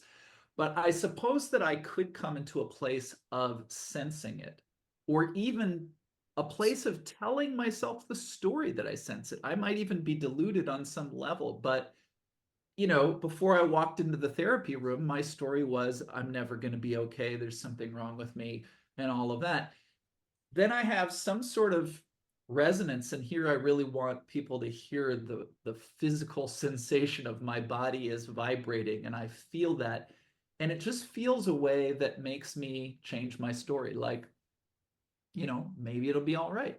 And as soon as maybe it'll be all right, then when I go back to work tomorrow and I see the coworker that I had the conflict with that made me want to go talk to Aspasia, if I walk into the office and say maybe it'll be all right, probably the whole thing is going to unfold completely different than it did last week.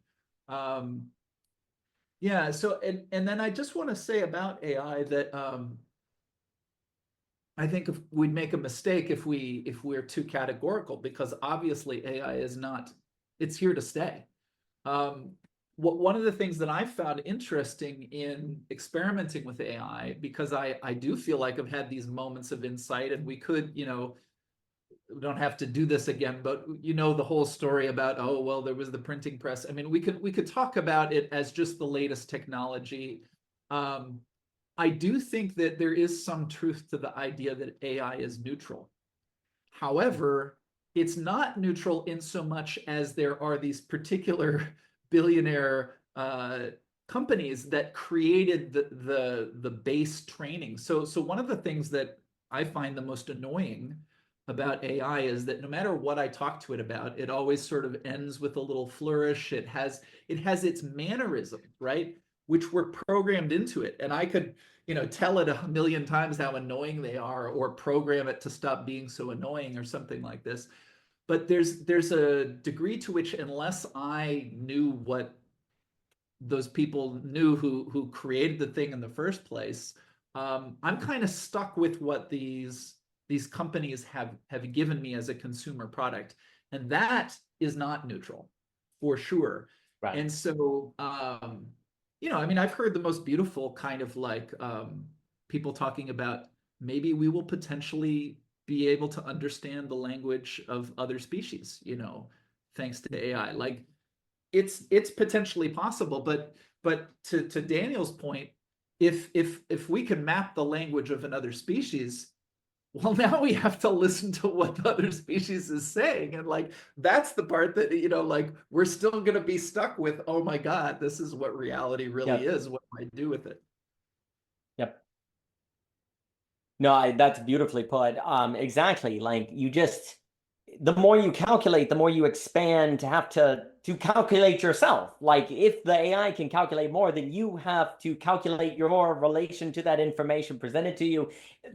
And the energy used can actually expand.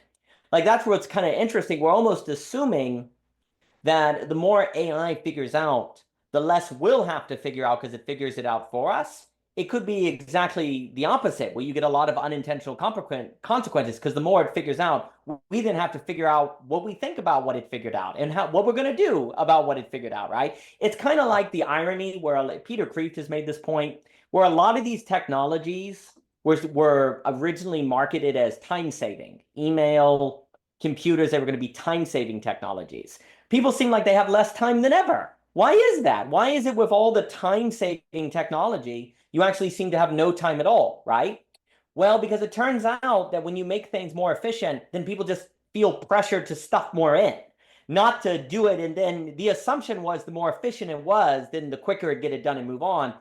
People forgot that the more efficient, then people add to it, not just keep the same amount of tasks, right? So what ends up happening is when you get time-saving technology, the amount of tasks people are expected to do goes up. It's not that you get more time, it's that there's more expectation on you. You get an unintended consequence. You can easily see that occurring with AI. And we're competitive. That's right. We don't want to be seen as not doing more than we could. And there's the social pressure. So I'm not going to just, there's status. So if you use time-saving technology to literally save time, you're going to lose the competition to the people that are not using time-saving technology to save time, right? So there's an unintended consequence. And the same thing, I think, can happen with AI. I think also it's just very important, like Jan, Zweig, she talked about how we've assumed linguistic comprehension is superior to this apprehensive intelligence. I mean, one would hope that words fail when discovering that which words destroy, or else you've destroyed it, right? There's always going to be that tension. Like if you're trying to discuss that which words destroy, you need your words to fail, or else you succeeded. So that, that's a tension. I think also there's this funny thing, like you were saying, once you make a poem, like whatever comes to exist is therefore part of Gestalt. That Gestalt cannot be itself without now. This is where human creativity is so fascinating. Once I write a poem, a Gestalt without that poem is now impossible. We constantly actually define what is the Gestalt that then the Gestalt always already was going to be and has to be, or else it is not itself. And that's what's very interesting about human creativity, you could say, in human life, is now we literally are making the Gestalt live, that which once it always is and can't be without no longer being itself, right? Like if the Gestalt is the Gestalt, then if 0.001% of the universe goes away, the Gestalt is lost forever. It never comes back, right? Because this thing that was realized as part of it is no longer there, right? So therefore, we as human beings are constantly engaged in actually defining what the Gestalt is and always ever is that, right? Which brings with it a certain hefty responsibility, but that's where I think also is one of the reasons why the insight of Gestalt is so powerful, because I think in that moment you get a sense of this. You actually get a sense that everything that humans do and that you've done is somehow participating in a thing that it can only now ever be itself if it includes that, which brings with it a radical weight of responsibility, yet a radical lightness at the same time. That's the weird feeling of the experience, this radical feeling of freedom, but also weightiness. Because if whatever you do is part of it, oh my gosh, it's part of it, but whatever I do is part of it. So it's like this freedom that's found in a mixture of a certain weightiness that come together in this moment of laughter. Because laughter is where you're overwhelmed by the emotions that are kind of conflicting and they go together, and yet they somehow fit.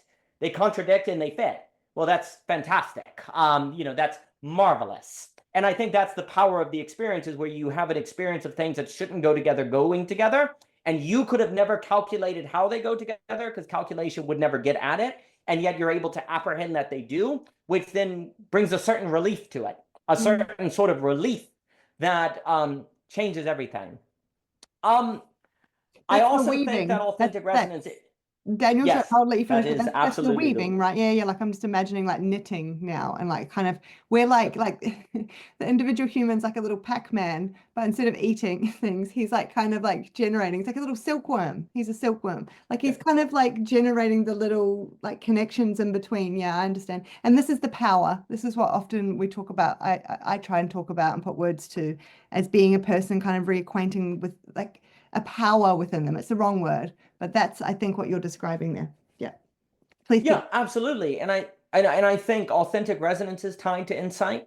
Like you learn to have authentic resonance when you learn to tell the difference between insight and calculation, a conclusion you arrive at versus arriving at, like when you're able to say, yes, that's a good decision. That's there. You're actually bordering on insight. You're entering into a realm of a certain insight, which then critically, and I'll explain what I mean by this, it's when you learn to experience ideas more as percepts than as concepts. It's when you actually see things, not think things. And ideas are experienced as percepts, ergo perceptions, more than concepts. And this is very important because you never doubt a percept. This is very important. You can't doubt a percept. Like that bookcase. I cannot doubt that I'm having an experience of that bookcase. I might be wrong about what it is, but the experience itself is undoubtable, actually. That I am experiencing, that of which is coming to me by those colors and those things, is actually undoubtable. You cannot doubt a percept. You can't doubt a perception. And also, perceptions are wholes. You can't have parts in perception. This room right now, you can only perceive Gestalt, right? And Jan was pointing at this, right? You actually can't perceive a part. You can only tell yourself that's a part. If you see a piece of wood, that's a whole unless you say that's part of a table. But the piece of wood in the percept, the perception, percept is just short for perception, is that no part, you cannot perceive a part. You have to tell yourself that's a part, right?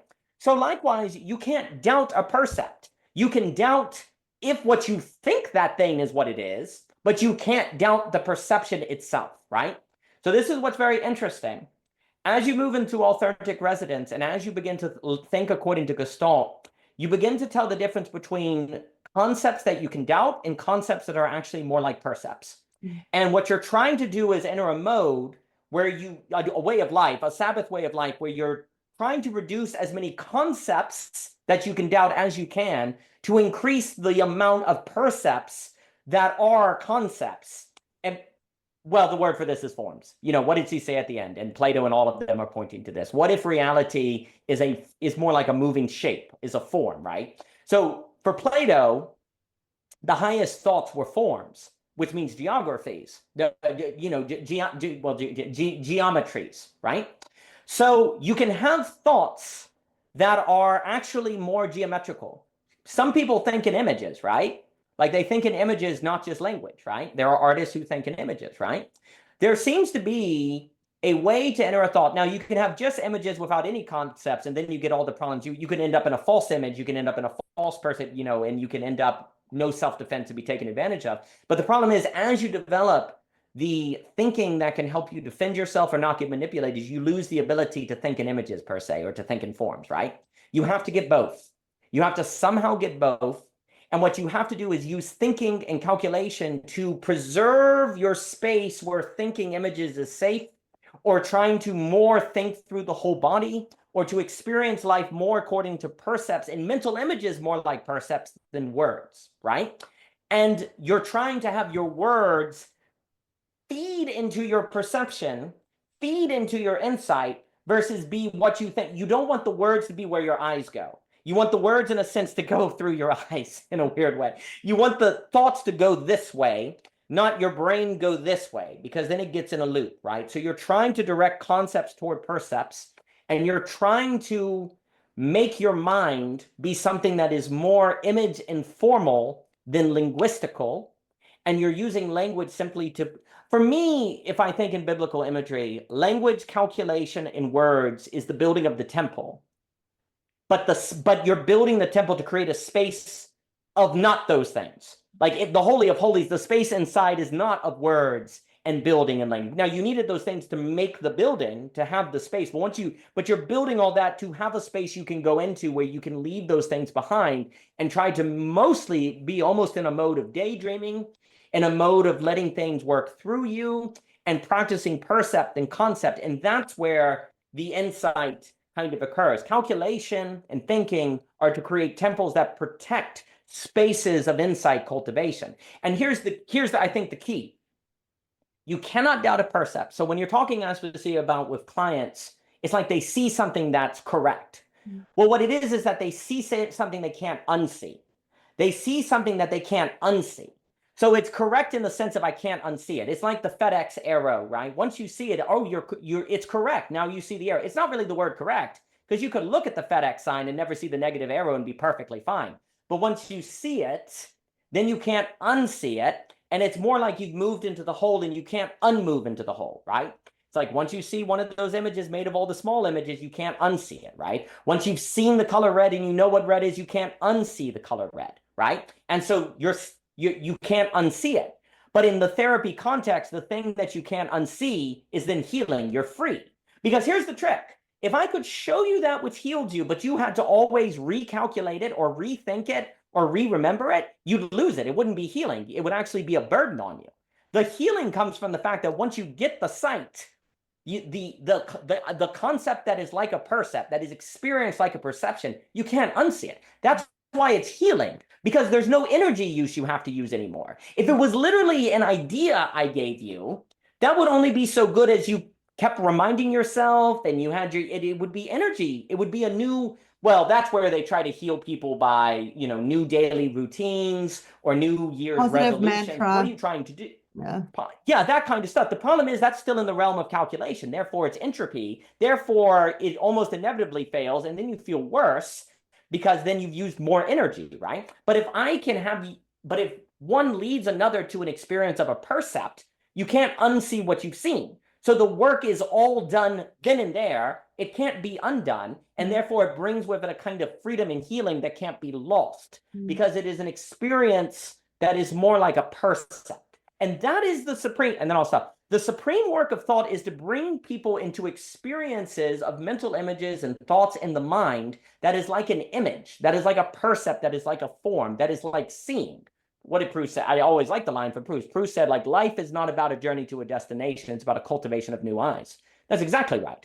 Humans, we're in the business of cultivating new eyes. And then once you see it, you can't unsee it. And that's why you're free. That's why you're healed and you're not, and there's no risk of losing it, right? Because you've seen it, right? Now the risk is the loss of memory, not the work of a new habit. You have to remember the Lord God that got you out of Egypt, right? So the work becomes one of memory and remembering. But that is very different from a work of calculation, because remembering is a work of apprehension. You can't calculate yourself to a memory. You apprehend a memory, right? So that's the key, is memory is what you're in the business to maintain apprehension, because memory is apprehended. And this is why Bergson is linking basically all of space-time and everything to memory and matter and so on and so forth, because I think space-time has the same structure.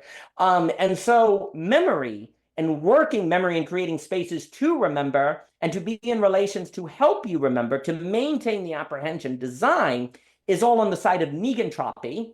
It is not on the side of entropy. Therefore, it can order you, not disorder you. And with that, it feels like music. With that, it feels like just going with it feels like a flow, and it doesn't feel like something you have to hold into your head because it's become part of you. So those thoughts come to mind. Absolutely beautiful. Yeah. I couldn't add even a cherry on top. I got nothing. I was watching you resonate the whole time. That was beautiful. Yeah. I always think that when someone says something that makes me nod my head, I always notice I'm nodding my head after. It's not like I decide to do it. It's like that thing that they said makes my head nod. There's just something about that.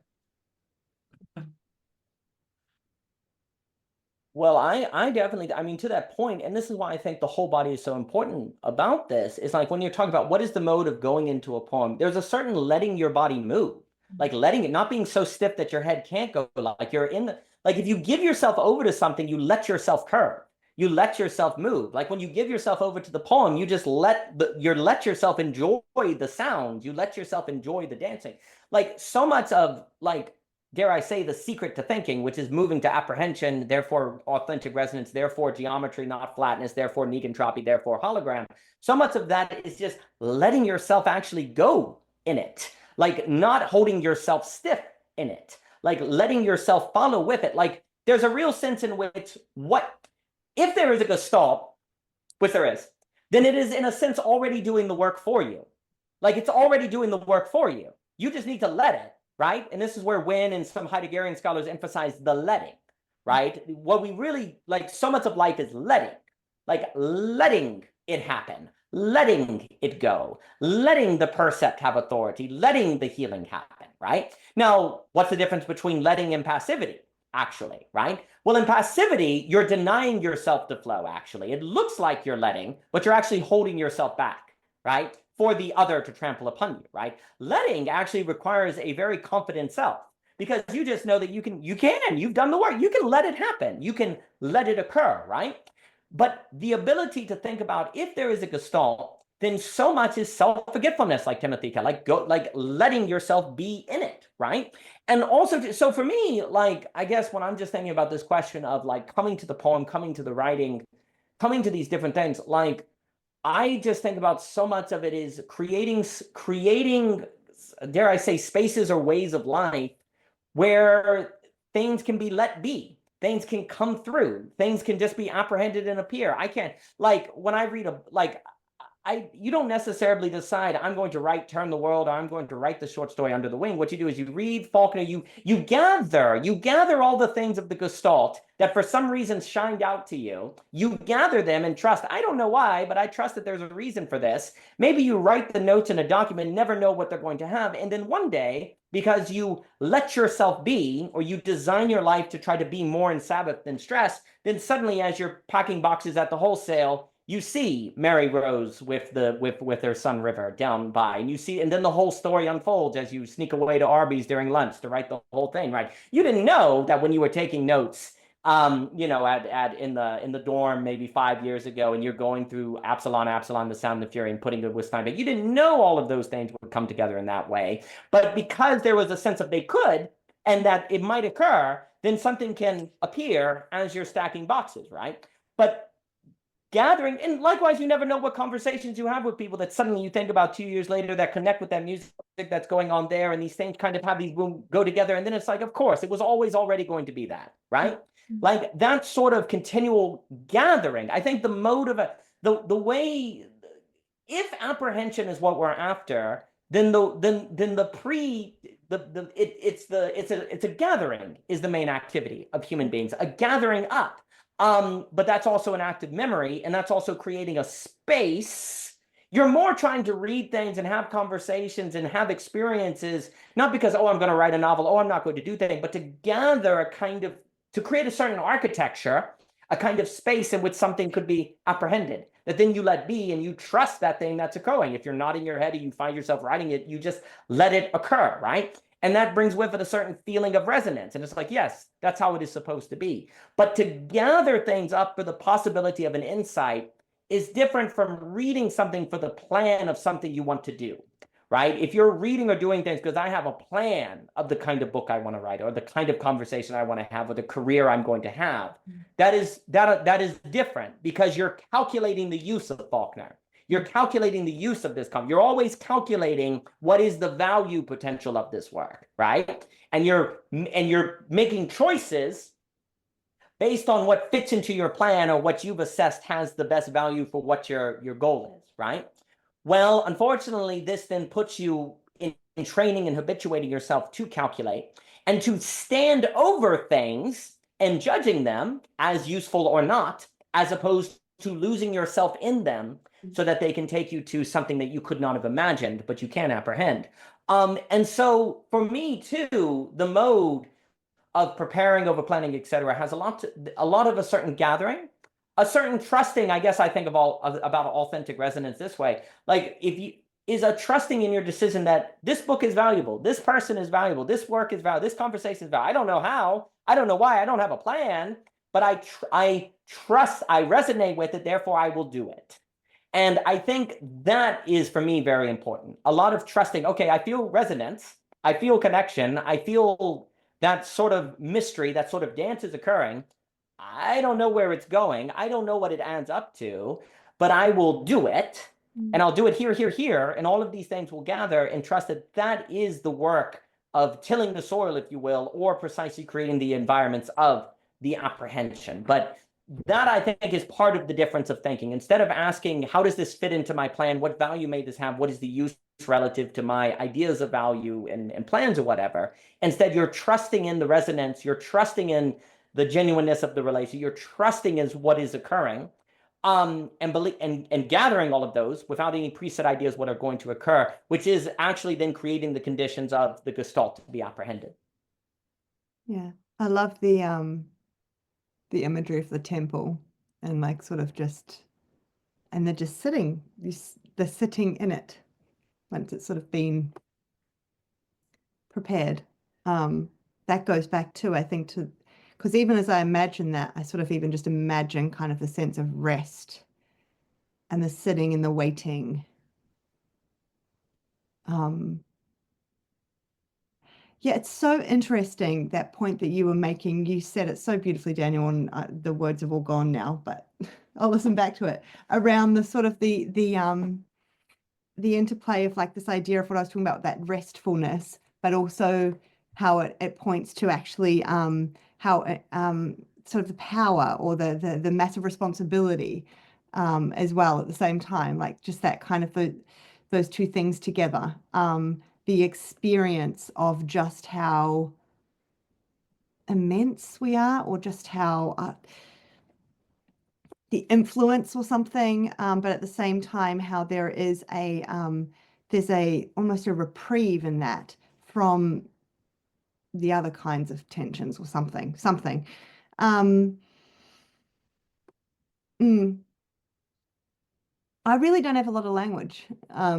I don't know, Seth, what's happening, if there's anything that you want to share, because I'll probably just spin it on my wheels, and I'm aware of time. I want to respect your time, guys, too. I don't want to keep you too late. Yeah, well, I'll just add something quick, but again, the starting point, so if if I assume a Gestalt is here, that's like the way I often think of it in terms of the work I do is I frame it in terms of learning. I have a model of 4 postures. The first posture is kindness. The second one is attention or connection. The third posture is curiosity, and the fourth posture is play. Mm. The very beginning, kindness is to assume that there's value here, right? So if you walk in the room and I don't even acknowledge your presence, that would be a fundamental unkindness. Like, kindness begins by just simply looking up and saying hello, right? Because there's an assumption of value. You know, and then I pay attention. And as I pay attention, I start to see all these things that obviously I wouldn't see if my attention wasn't directed there. If I continue to pay attention, more and more appears. And at a certain point, I might have this thought like, oh my God, it's infinite. This is where curiosity opens. Like, what else is here? What might I find? And then if we keep opening, you know, curiosity might be exemplified by dipping my toes in the water, but play would be diving in, right? Play is like participation. But it strikes me, you could present me with a situation that my first reaction might be like, oh, really? Is this what we have to do for the next hour? Oh, this is going to be terrible. This is going to be deathly. But that thought's going to make it worse, right? So if it's time to renew my license, you know, and I'm stuck at the Department of Motor Vehicles, I might just say, wow, look at all these people here. How fascinating. I'll people watch for the next hour. And I might have a transformative experience. So it's not that we don't want to have some agency over how am I going to spend the next hour of my time, or, you know, but we're going to continually find ourselves just confronted by something we didn't choose. But what we have a choice is to assume that there's a Gestalt, right? And I don't really know that there's a Gestalt or not. I couldn't probably convincingly prove in an instant one way or the other, except for actually what Daniel was referring to, memory, right? I could maybe have enough experiences that resonate through time in my body where I just fundamentally have this attitude of, like we had that one conversation, Daniel, where a problem becomes instead an adventure, right? And it's just like, oh, okay, everything's going wrong today. This will be fascinating, you know? And then from that starting point, yeah, it might be just easier to see that my terrible day is part of the Gestalt. And I'm just curious about the Gestalt more than I am about my terrible day, which is always a, you know, it's like an expansion of the attention. So yeah, I guess the question that I'm left with, that I don't know that we resolve it today, but if a lyric argument is a series of pointers, how do we point to that starting point for the person who doesn't have that starting point? That would seem to be the real trick. I remember you even, I caught the conversation the two of you had with Tim Adlin recently, and you were talking about this. You said, well, you know, there's a lot we do in the therapy room, but the very first thing is like, we have to even establish that this is a good idea to be in the room and do the thing we're doing, right? So I do think that's one of the big challenges of this day and age, where, you know, AI is everywhere and it's already pre-programmed to do certain things before most people even touch it. How do you then get people to assume there's a Gestalt no matter what is going on? So that might be that might be a continuation for next time. I love that. Yeah, no, I love that. And I love that but probably in part due to my words today, and the nature of them, that right at the end, this is a beautiful question that I now want to pick up, but it seems so clear. But maybe we can use that as a starting point for the next one. I can kind of, yeah, meditate a little on that. I've got some things I could say, but I don't want to open too many doors at this point. I was thinking as you were just talking then, Seth, the image came to mind for me, which is highly gendered, but anyway, of, you know, you were saying something around that, you know, how could you, you know, you might never really know if you're part of a Gestalt, but then something about carrying a baby, like being pregnant. There is something about the experience of being pregnant, which is just like so beyond of it, like beyond myself, just so awe-inspiring. There's something about that I think is really key to how I really trust or just somehow know the importance of this whole endeavor. I don't know, there's some link there. Growing something from nothing, or like I don't know what, there's something going on there. I'm guessing, yeah, but have we reached the limit for time? Because it's late for you guys. I don't want to keep you. Daniel, you look like you're about to burst with some piece of knowledge. Please drop it. No, well, you're very good. No, this is Never fantastic. And what does you it. just said is that because there's something about pregnancy and growing and knowing something is growing. You don't have to calculate to it.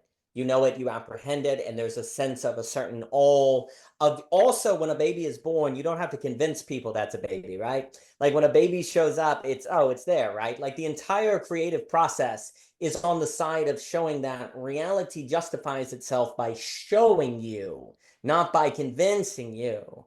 And in fact, the entire existence of the human race is ultimately then dependent upon an activity that is not proven but shown.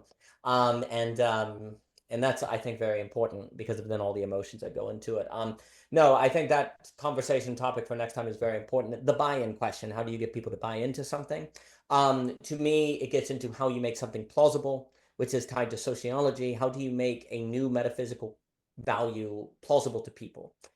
So rather like, for example, how do I convince you that that bookshelf is worth $100? Nowhere in nature does it say that's $100, and yet the social order eventually makes it plausible to think of things according to price. But where is price? Or exchange values, or things like that, right? So for me, so much of the question of buy-in gets into plausibility and plausibility structures. And then I guess I would just say quickly, that's why I do think the work that, we're doing in video, YouTube, social coordination mechanism, because what are you doing? You're showing people resonance. You're making it plausible. If all of these people can do it who don't know each other, and these people can come together, and like if it can, you're showing it. You're not just talking about it. You're showing the experience. And the more people that do it, the more it builds the plausibility that it is something everyone can do. Right? Because it is something that can happen. It can happen continually. It can happen time and time again. It can happen with so many different people of so many different backgrounds. And they also can pass so much time and enjoy it. Maybe I can do it too, right? So there's something about the plausibility structure that is really, really important. And that's why I get obsessed with Philip Reef and Peter Berger and belonging and et cetera, so forth. Seth, what you were saying about the DMV is also, I'm very glad you said that because that's very important. So another reason why for me, the apprehension is essential. The insight, the apprehension is essential. Like that is not it is not debatable. Like you can't replace that with the method of calculation. The reason is this. If I told you that you had infinite time, wouldn't that be hell? Like you have infinite time. There will be no end. It will go on forever. That would be hell, right? But what if I told you you have infinite time, but every moment will be beautiful? That would be heaven. The difference between hell and heaven is beauty. The infinity of time is actually the defining characteristic of quote unquote hell, but it is also a defining characteristic of heaven. The difference is the experience of the moments. In heaven, infinity is beautiful. In hell, it's not beautiful, so it's hell, right? Something that never ends, that isn't beautiful, always becomes a terror. Like, chocolate ice cream, eventually becomes horrible if you have too much of it, right? Everything good becomes horrible at a certain point, except beauty. You can never have too much beauty. You can always have more beauty because beauty also makes you forget time. You actually forget the key to like eternity, quote unquote. Like the key in heaven, if you grant that language, is that you don't actually experience time. Everyone's like, well, won't you be bored in heaven? Won't that be miserable? Won't you wish it would end? That sounds like hell. The key is you don't experience the passage of time in heaven. It's beautiful. So it's just the continual activity of insight, of nous, as Thomas Jockin said, of apprehension, right? Like if I told you the moment of apprehension was going to go on forever, well, that would be wonderful because you wouldn't experience it as going on forever. It would be the continual act of that apprehension that never ages, right? So here's the key. If AI gave us infinite information and made available everything, we'd actually experience that as hell. I think right now people are experiencing the infinite information of the internet is basically a form of hell because they're just overwhelmed by it. They don't know where to go, they're confused, et cetera, so forth. But I love the internet because I get to have conversations, because I primarily use it for conversations like this, which are primarily moments of apprehension, beauty, flow, and self-forgetfulness, right? My experience of the internet and the infinity that it affords is one of wonder and appreciation because I experience that infinite possibility as beautiful. Without beauty, you experience infinite possibility as hell, overwhelm, and destruction, right? So without the act of apprehension, which is the experience of beauty, it is the experience of beauty, the strike of beauty more so than the thing, then actually the gestalt you get will be a gestalt of destruction that will overwhelm you. Because if AI calculates the whole, your experience of the whole will be as a hell, whereas if you apprehend the whole, it's an experience of beauty and therefore heaven, right? So that's for me a reason why I don't think AI can ever do the work of Gestalt, because it would be like doing the work of, you're confusing, oh, the goal of heaven is to never die. No. If you never died and it wasn't beautiful, that would be hell, actually. The key, the resurrection, it's only good when Jesus shows up on the resurrection because he's beautiful, right? Like if it wasn't beautiful, it'd be a horrible thing. Oh my gosh, he overcame death. This is never going to end. Oh no. The key is that you overcome death and it turns out that it's beautiful on the other side, right? So it is not enough simply to get all the information or to get the whole. The experience of it is at the heart of it, right? Infinite time without beauty is hell. And so I think likewise, in the Gestalt without the apprehension makes it a kind of opposite of itself. It's no longer a wonder. It's no longer something you want a relation of. It's something you want nothing to do with. Well, let's put it this way. A Gestalt you apprehend is something you want to be a part of. A Gestalt you don't apprehend is one you want to get away from, but you can't because it's everything. So you're stuck. That's hell. A Gestalt you want to get away from is hell, of course. A Gestalt you don't want to get away from is heaven. So the apprehensive act is extremely important. I think also that advice of being curious about the Gestalt is a very moving and very powerful. And I think basically religious traditions almost had a sense of that. Like think about what God is doing, providence. They didn't use the language of Gestalt, but there was this idea of many religious traditions of thinking about how does this fit into some sort of picture beyond your immediate experience? Like, other things, how does it weave together beyond how you would calculate it together? I think that is extremely important. And I think also, I think basically too, what you were saying about the starting point problem is, again, you can't calculate to a starting point, right? Like there's a sense too where you could argue metaphysics and religions understood that you have to start from a starting point. You can't arrive at a starting point. So you have to start with a leap of faith, start with a ground assumption, start with a first principle and go from there. You can't arrive at one because here's the problem. The act of arriving at a starting position narrows the field of possible starting positions. And what if the true starting position is outside of the starting positions you can narrow into? Then you, by definition, could never arrive at the best starting position, right? Because that option is narrow. Because the assumption we tend to make is that the act of arriving at a starting point does not limit the possibilities of starting point, right? But that's a metaphysical assumption, actually. What if there are some starting points that you can only start from by realizing them versus concluding them? You just realize them, and thus they were always already. So even if you arrive at Gestalt when you're 38, you're realizing something that has always been the case. So you're not arriving at it, you're seeing it as something that was always there. But here's the funny thing. This is the key circular axiom of the Gestalt point. Because the question is this: is the starting point something you build into, or is the starting point something you apprehend? Because if you say you build into it, well, then that automatically is saying that the starting point is not something that you can miss. It is something that you can create and that you can arrive at. Well, that's a starting assumption. What if it was actually something that you could miss because you built into it, right? And it's also saying that the very way that we choose to experience the world impacts the way that we remember how we started in the world. So it has a retrospective impact on our memory, right? And so if you take seriously Gestalt and say, no, I am a Gestalt, then all the memories of Gestalt, you say, oh, maybe those actually have value, and you quilt them into your current subjectivity, and then you make it a whole, and that transforms the entire whole in which you are starting in, right? Because another kind of key, so let me put it this way. The language of starting point itself kind of suggests Gestalt in a way doesn't have a starting point, because it's every point is every other point, right? So starting point, the starting point that we need is the realization that every point is at the start, and that it is all actually weaved together. So this is my point. If you say we need to arrive at a starting point, then you are saying that points are sequentially separated. Like you're saying they're sequentially separated, right? Well, that automatically narrows the field of ways to interpret the entire frame. So the method that you have used has already cut off half of the options that you are then just going to say don't even exist, right? Well, that's the whole point. Well, you didn't miss anything if you missed it, right? So we have basically assumed that the methods we choose don't impact the possible results that we arrive at, right? But the whole idea of Gestalt point is that, no, it is that, actually. Like, how you choose to think impacts what you can think. And you can't arrive at a starting point because every point is already the starting point. It is already a kind of Gestalt, right?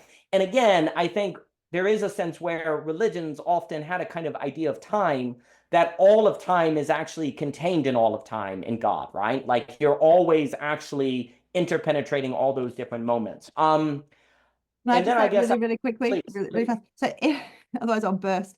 Every point. So like again, I'm going to use like therapy context, but like every point already contains in that point everything you need to know about the whole therapy. Really, and it actually doesn't matter. What matters is, I guess, the therapist, the other person, entering it from a place of apprehending. Right. This is the whole point. So it's it's the apprehension of the person, in the moment, their struggle in the moment, the thing that that's the bit that I just can't imagine this kind of AI therapist, right, ever really being able to do. Can an AI apprehend? It really, it's the mode and the manner in which the therapist interacts with the other person there in that moment, that matters as, I guess, starting point, as what you're, I think, talking about with starting point. That is what matters. It's not at all the point. Yeah. Anyway, that's my translation. Yes. I know, Seth. We should wrap. We should wrap. No, I'll stop. I mean, for me, I guess from a personal note, I take, I guess, a great comfort in all this, because you don't have to start anything. It's not like step one, step three, you need to apprehend something. Like that removes a whole lot of burden, right? Because if it's not, it's like the starting point is realizing that you don't need a starting, but the starting point is the point, right? This point, right? Like right now, and it's, can you apprehend here or not? And then I guess for me also, it's very restful, I suppose, in a Sabbath sense, that no amount of calculation is more valuable than like an insight, right? Well, if you realize that no amount of calculation is as valuable as an insight, then all the time you need to do all of that calculation or different things, you don't need to do it. Or that is not actually ultimately what's going to account. The arranging of your life or the coming upon the conditions of an insight is always far more valuable and important than all of the entropy expenditure and stress or whatever that goes toward calculation. None of that is going to matter to you nearly as much as an insight. And I think that is very liberating. I think if you take that seriously, that can lead to much more rest. And now you may rest, Seth. Thank you guys so much for staying up so late. It's been I really appreciate it. It's always good to see you. Thank you all so much. Thank you both too for bearing with. I'm all over the place today. I appreciate it. Not at all. Thank you. You were always look holding forward. the wordlessness for us. Oh, thank you. It's called school holidays. My brain is complete mush.